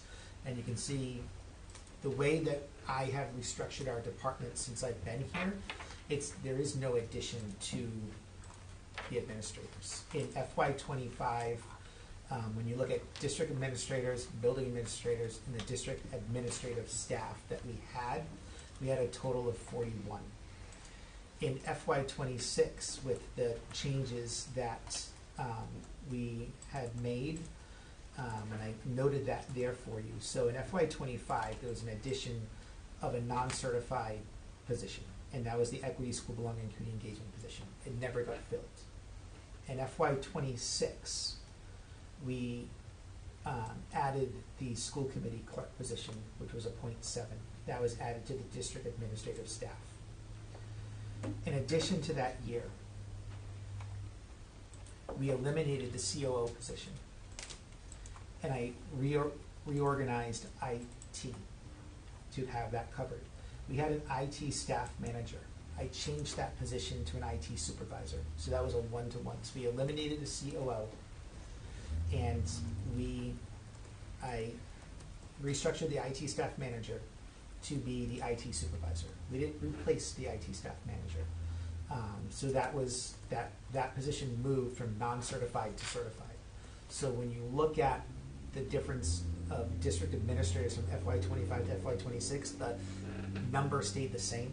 When you look at the district administrative staff, it went down by 1 because we eliminated the IT staff manager, which was in that category, and we put an IT supervisor, and that went into the district administrators. We also eliminated the COO at that time. The senior technician position, just to note, in error was categorized as a non-certified position. It was actually ESP. So that kind of like that position there, just to note, when I did the presentation that year, we had that in that category. There was actually an ESP, so it was counted twice in there. So that's why it also changes with the negative where that goes down. In FY27, which will be this year coming up, I'm proposing that we restructure the Director of Facilities and School Safety to a Director of Operations position. So your district administrator, when you look at that, that's the change there. But my recommendation is to add a supervisor of facilities, because you need someone to do the day-to-day. If the Director of Operations is being high level and overseeing the other departments, someone needs to be doing the day-to-day. And so when you look at the difference of FTEs, we went from 41 to 40.7 to 41.7. So all of that was kind of like in that restructuring. So the supervisor of facilities would be an addition from the previous year, but still, when you look at the number of FTEs across, is similar to FY25, in addition to the school committee clerk that we had. The budgetary impact for the director of operations would be no impact. It's the same salary as the facilities director. The financial impact would be on the addition of the supervisor of facilities that we would put in. My recommendation, what I put in the letter, is that that is added to the FY27 budget, not right now. And just here's my reasoning why, if we agree to that. We hire the director of operations. Right now, that position, if it's approved tonight, we post this week. We post it, we do interviews, we get someone to come in. Probably not at this rate, with thinking of time period between now and the end of the year, bringing someone in, probably not going to start until either the end of this year or the beginning of the next calendar year. I would like to see if we have someone in our maintenance department to be able to move up into a supervisory role. I like the idea of being able to hire from within if we have the people that are there, if people are willing and have the expertise to do so.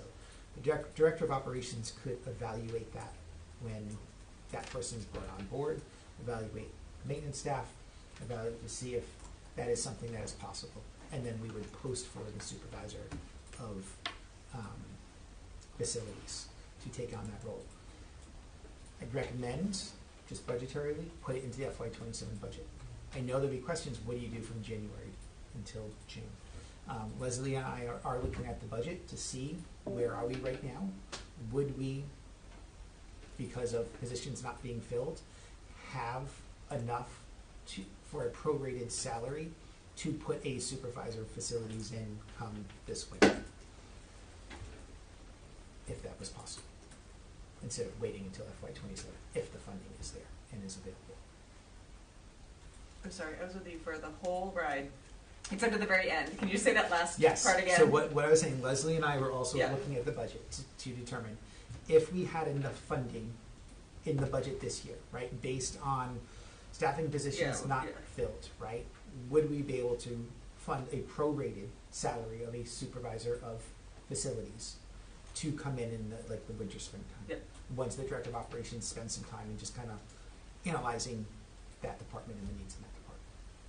Okay. And that there is someone doing the day-to-day. So your goal would be, if funding was available in FY26, to fill it, but if not, fill it, It would go in the budget work for it into FY27. FY27. Yeah. And so that impacts, I put that in there as far as a fiscal impact as well. Looking at the supervisory positions that we have currently in our school department, we would put that salary would be at $80,000 for a supervisor of facilities, which aligns with kind of looking at what our other supervisors have for a salary. So it says 80,000 plus travel expenses, is that correct? For travel, because the supervisor of facilities would be driving from school to school, so we would discuss, negotiate what that would be. You don't If drive it's a just district my- vehicle? We don't have that. We tried putting that in the budget last year to buy another vehicle, but we don't have a district vehicle yet. We have some though. I see them driving them around. So we do have some, but it wasn't where we had someone, our director of facilities have been driving their own vehicles. Understood. Got you. Okay, questions regarding Dr. Duver's proposal?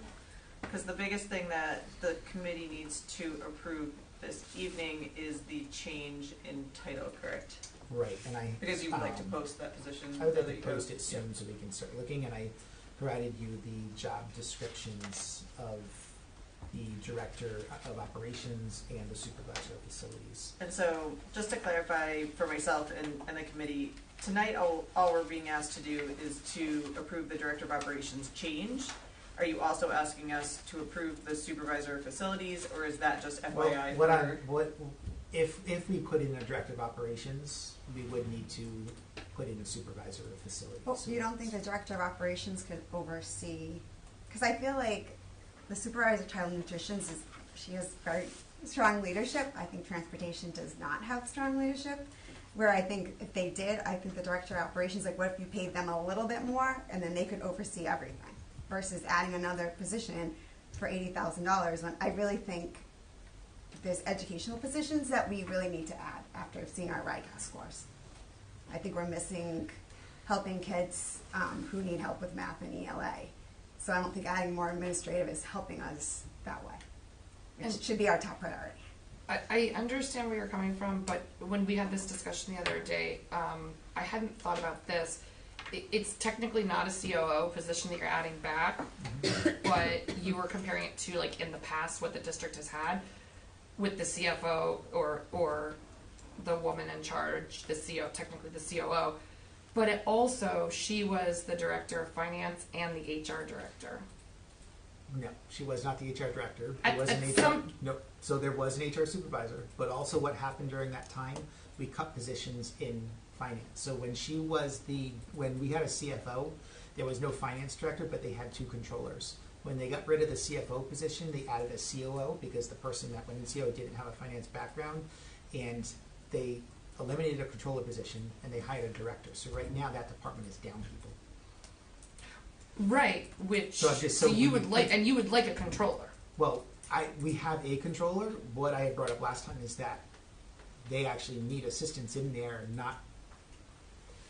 may not be like a controller level, but someone within that department, because there's additional work that's happening minus people in that So I department. guess, Ken, my question to you would be, if the committee's not 100% on the supervisor of facilities, would you still want to make the change to director of operations, Yes, I would- regardless I of would having still the other one or recommend not? that, and what I would say is that during that time, we evaluate how that job is getting done and are we being efficient. Yeah, so my recommendation would be to have the committee approve or not approve the director of operations concept, and then I think we have more time, especially once that person comes in, to talk about the supervisor of facilities job, how we want to do, what we want to do for next year's budget, needs, etc. Because I think if you're comfortable with moving forward with the director of operations regardless, then that's really the big question right now, is helping fill someone in that role. So we can go whatever direction you want, but that would be my recommendation, is that we don't have to commit to the whole package, although I do appreciate Dr. Duba putting it forward.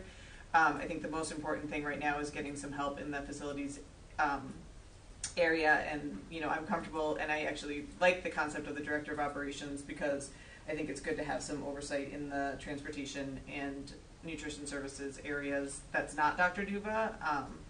So that would be my recommendation, is that we don't have to say yes to everything right now. We could just move forward with the director And of I just operations. want to comment on Sherry's comment. I don't disagree with you that we need to focus on instruction. I think it's very important that we continue that focus, and we're making sure that we have positions there. And I really kind of thought about that from the comments you provided to me, and I thought over the past 2 years since I've been here, and we really defended all of the grant positions that we had that were either intervention positions or specialists that are teaching positions supporting kids. And when the grant funding ended, we rolled all of that into the budget, and we made sure we kept those positions going. So we made sure that that focus was there, and that focus needs to continue being there. And I don't disagree with you that we need to make sure that we continue to focus on that. We also need to make sure that at a district level, we are running and operating efficiently, so our schools are getting what they need, and we're continuing to have high achieving schools as well, and high performing, and we need to make sure at all levels that we are properly staffed. Is there any opportunity, Ken, and I don't know the answer to this, to shift one of the maintenance lines, like, so maybe from like 6 maintenance lines to 5, and then reallocate some of that funding? Meaning the number of maintenance workers we have? Yeah. We could, that's pretty much why I want to get someone in the position so they can really work with the facilities department to determine what the needs are there. I don't want to just cut a maintenance position to make it a supervisor position. Like, we do have the day and night lead maintenance worker. But I just want to make sure that we are. And I'm not talking about cutting people, but like long term, like shifting roles or elevating roles or something. Like, I'm not talking about like eliminating humans' jobs. I just wanna be Right. clear. I just want to make sure that, like, so if we were to say, like, maintenance person moves into a supervisor role, are they also then doing some of the day-to-day maintenance work as well, so we're not losing the number of workers we have, right? So I want to make sure we can evaluate. Is that what you're saying? Make sure we're on the same page. Yeah, I was just saying, like, to try to help, like, honor what Sherry was saying and different things about the impact for the 80 grand that we have to come up with. Like, there's some salary money in those 6 maintenance folks. If somebody got elevated or something, you just don't replace their position, and then you can shift money, kind of like what you did with the IT department restructuring. It was more just like a conceptual idea versus having to come up with another 80 Yeah. grand. Yeah, or maybe even like all those maintenance people, like, could they help do a little more, you know, than they're currently doing? Obviously, we'd want to pay them a little bit more, but to take on a bigger role, like, they're in the building every day, so they probably notice things more than even a supervisor would, that would And need part to of be what I done. said earlier, like having the director of operations step in, right, to evaluate and have that Yeah, person and- really look at what the needs are before we were to hire the supervisor. I was just saying, like, if we said the funding was available, if we needed to do that sooner than FY27, we could look into that. Yeah, something I would like ask you to look into about the maintenance stuff, because I do remember there was a conversation with our former director of facilities 2 ones ago, who had mentioned about with the CIP projects, hoping to do as much in-house as we possibly could. So my concern is getting rid of a whole maintenance staff member. You know, what impact would that make on the district? So, you know, just, these are just things to consider. And I do appreciate the thought you put into the reorganization, the beginning of these talks, because obviously they have to do with FY27. But going forward, where it would help me a lot to look into these decisions and figure out, you know, what I think about them is your recommendations. It seems like there are so many priorities, and understandably, right? We have a lot of different ways we're being pulled to try to best serve everyone in our district.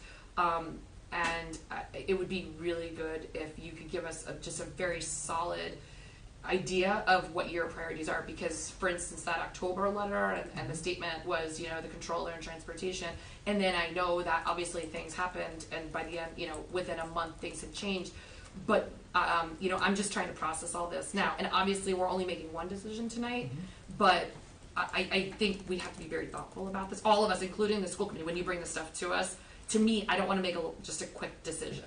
I want to think about when you're talking about restructuring. I don't want this to be like a Tetris game where we're restructuring every 6 months or every budget cycle.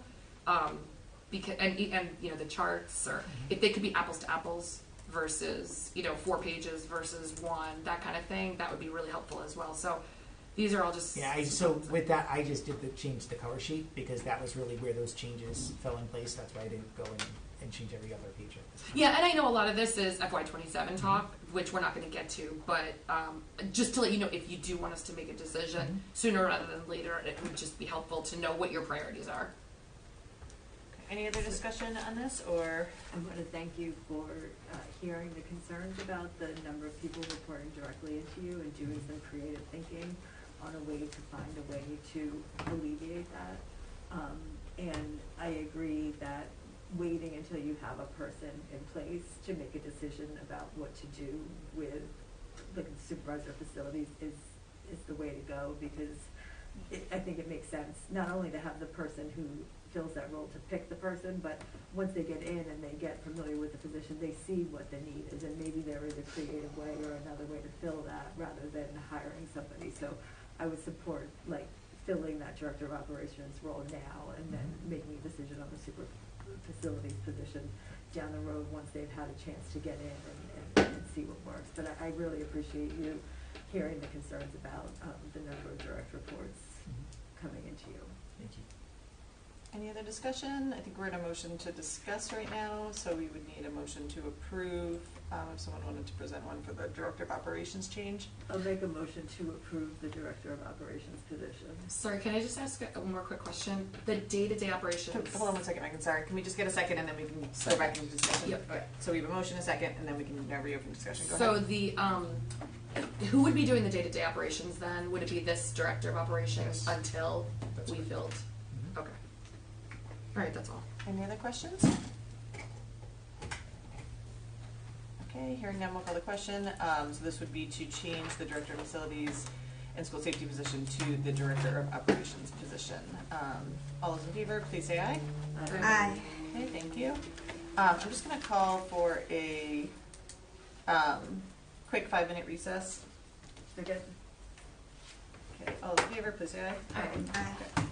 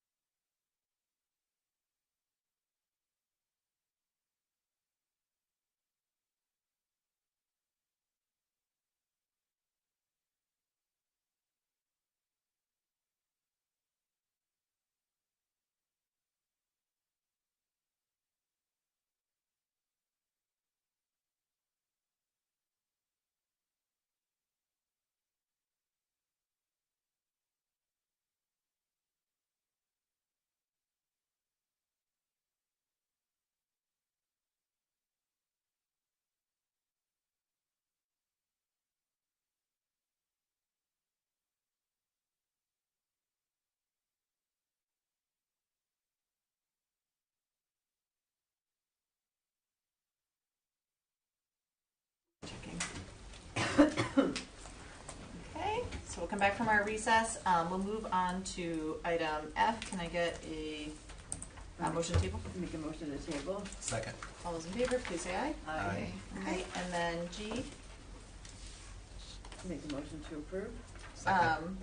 So we have to do, Oh, no, make a So, motion to discuss, yeah. because we gotta change the yeah, that's good. contract, yeah. Yep. Okay, so motion to discuss? Make a motion to discuss. Second.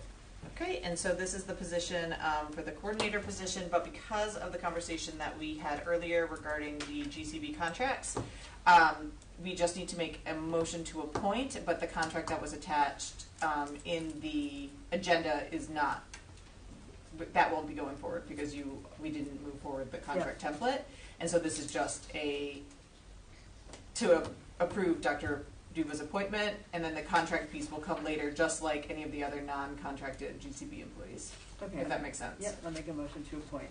So don't we need to have Hold on an one second, agreement or Sherry. contract before we can hire someone?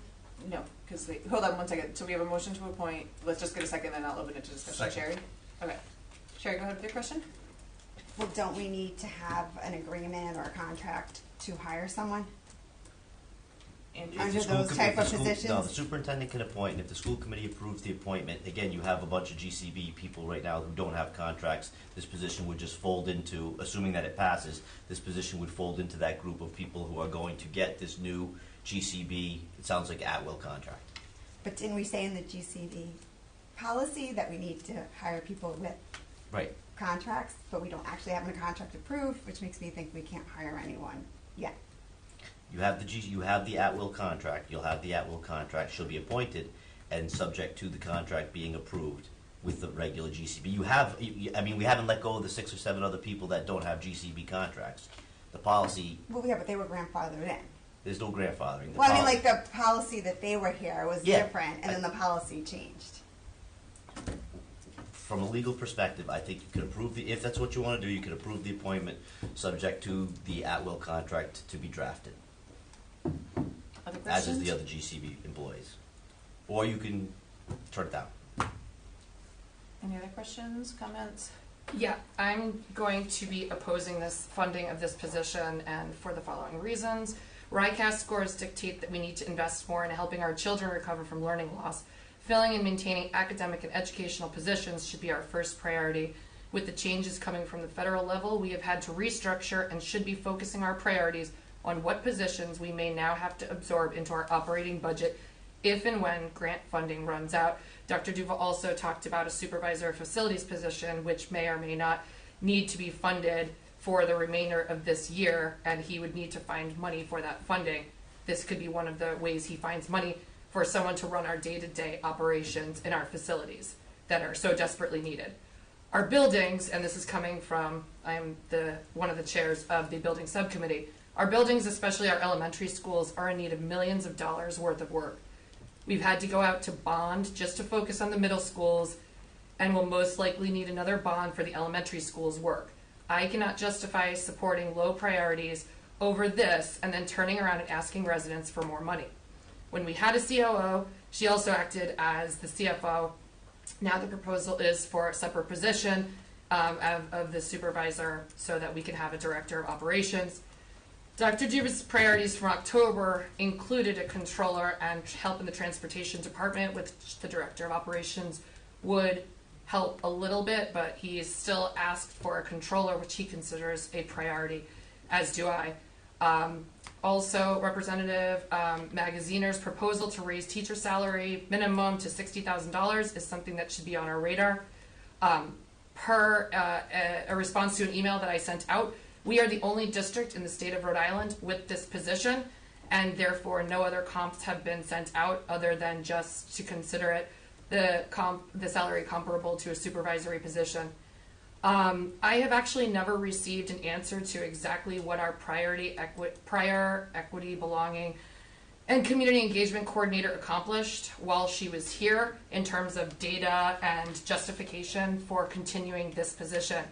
And if that can't be answered, I'm not sure how this gets justified as one of our top priorities or even a major priority in our district.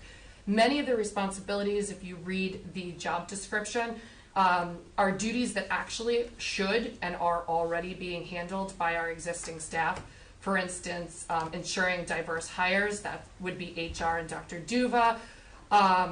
Responsibility of looking through curriculum. We have a director of curriculum. We have an assistant superintendent. We have people, we have a policy subcommittee, policy advisory committee, and Dr. Duva who deal with policies. And I could go on and on, but the job description's right here. Also, there's a lot of stuff on here that the Health and Wellness Committee already does. And so I'm not exactly really sure why we need a separate position for this. I also believe that I personally would have liked to have seen this funding go towards the Title I grant funding position and McKinney-Vento and OFL positions that are being kind of disappearing as a result of the lack of grant funding. And with all that's going on in our federal government, I think that we need to be very careful about what we're doing and what positions we are looking towards. And let me see. To just finish up, I was just wondering, Dr. Duva, do you think that this position, while you do recommend it, is necessarily a top priority for our district? I would say if I had to rate positions in priority, it would not be the number one position. Not Okay. saying it's not needed, but it's not the number one position. Okay, thank you. So for all of those reasons, I will not be voting in favor of funding this position. I think that we have many other priorities that we really need to look at that would be beneficial to the entire district, students, staff, and our residents. Thank you. And I feel the same way. I honestly, I know we had funding, but I can tell you firsthand that I think there's kids in the middle who are needing extra math support that are not getting it. And instead, it's current teachers who are having them go to PLT for help almost every day. And that shouldn't be happening. And so I feel like if we further look into it, and I know I asked Rob to look into it, I think we're missing kids are just not getting extra help that they need. And they might have been getting it in elementary school, but then they're not getting it in middle school. And I really think that's the gap of why our RICAS numbers are going down. So I just feel like this is money that we could use towards that, or also, like you said, we end up needing a supervisor of facilities, or paying a little extra towards the director of operations so we don't actually need other positions and we get a strong person. So I think we need to put education first and our students. Okay, any further discussion? I am going to support the appointment. I obviously supported it during budget season 2, but I do always think about it when it comes through, and I do think, to agree with you, Sherry, that I think a lot of the data has been showing us that there is need for students, and a lot of it is disproportionate and connected to things like things that this position are focused on. It's as not, well as because I will tell you, I know firsthand, it's not. There's just kids who are kind of in the middle who don't get the extra help that they need unless they ask. And they don't ask. They don't say, oh, could I go into math support? They don't know to do that. Or they're not going to go home and tell their parents, oh, my STAR score wasn't great. Can I get extra help? Mm-hmm. And it is not kids that are in what you're talking about. There's just, it's in general all kids. Well, I don't know what you're saying. Like, I don't think the Equity, Belonging, Community Engagement Coordinator is going to, I don't know why the person prior didn't actually find this out. Mm-hmm. So that's why I kind of think what Megan's saying is we don't have any proof that this position is doing what it's supposed to. Any other discussion? Okay, hearing none, we'll call the question. All those in favor of approving Dr. Duva's appointment, please say aye. Aye. Aye. Okay, opposed? Nay. Opposed. Okay. Welcome. Welcome. Dr. Duva, do you want to give any? Yeah, I'll read the memo that we submitted. I'm pleased to recommend Mrs. Allison Nesenzi for appointment as the Equity, Belonging, and Community Engagement Coordinator. Mrs. Nesenzi brings more than 13 years of experience in educational leadership, program development, and community partnerships. Most recently, she served as an assistant principal at Metcalf Elementary School. She has dedicated her career to advancing equity, fostering inclusive environments, and building strong connections among students, families, and staff. As an academic administrator, she led initiatives to close opportunity and achievement gaps, designed professional development, and implemented wellness and leadership programs that increase student engagement and staff satisfaction. Allison is excited to bring these strengths to NK to support both student and staff belonging while deepening community engagement. I recommend Mrs. Nesenzi for this position and look forward to working with her and positive impacts that she'll bring to our district. Welcome. Welcome. Okay. And so that brings us to correspondence, and then we'll go back into executive.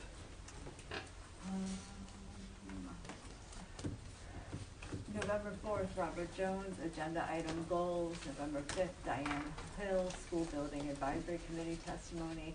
November 6th, Crystal Simas, questions regarding school safety in the Abby's Werner case. November 12th, Lee Wilson, APRA response. Okay, thank you. And can I get a motion to go back into executive, please? So moved. Second. All those in favor? Aye. Aye. Okay.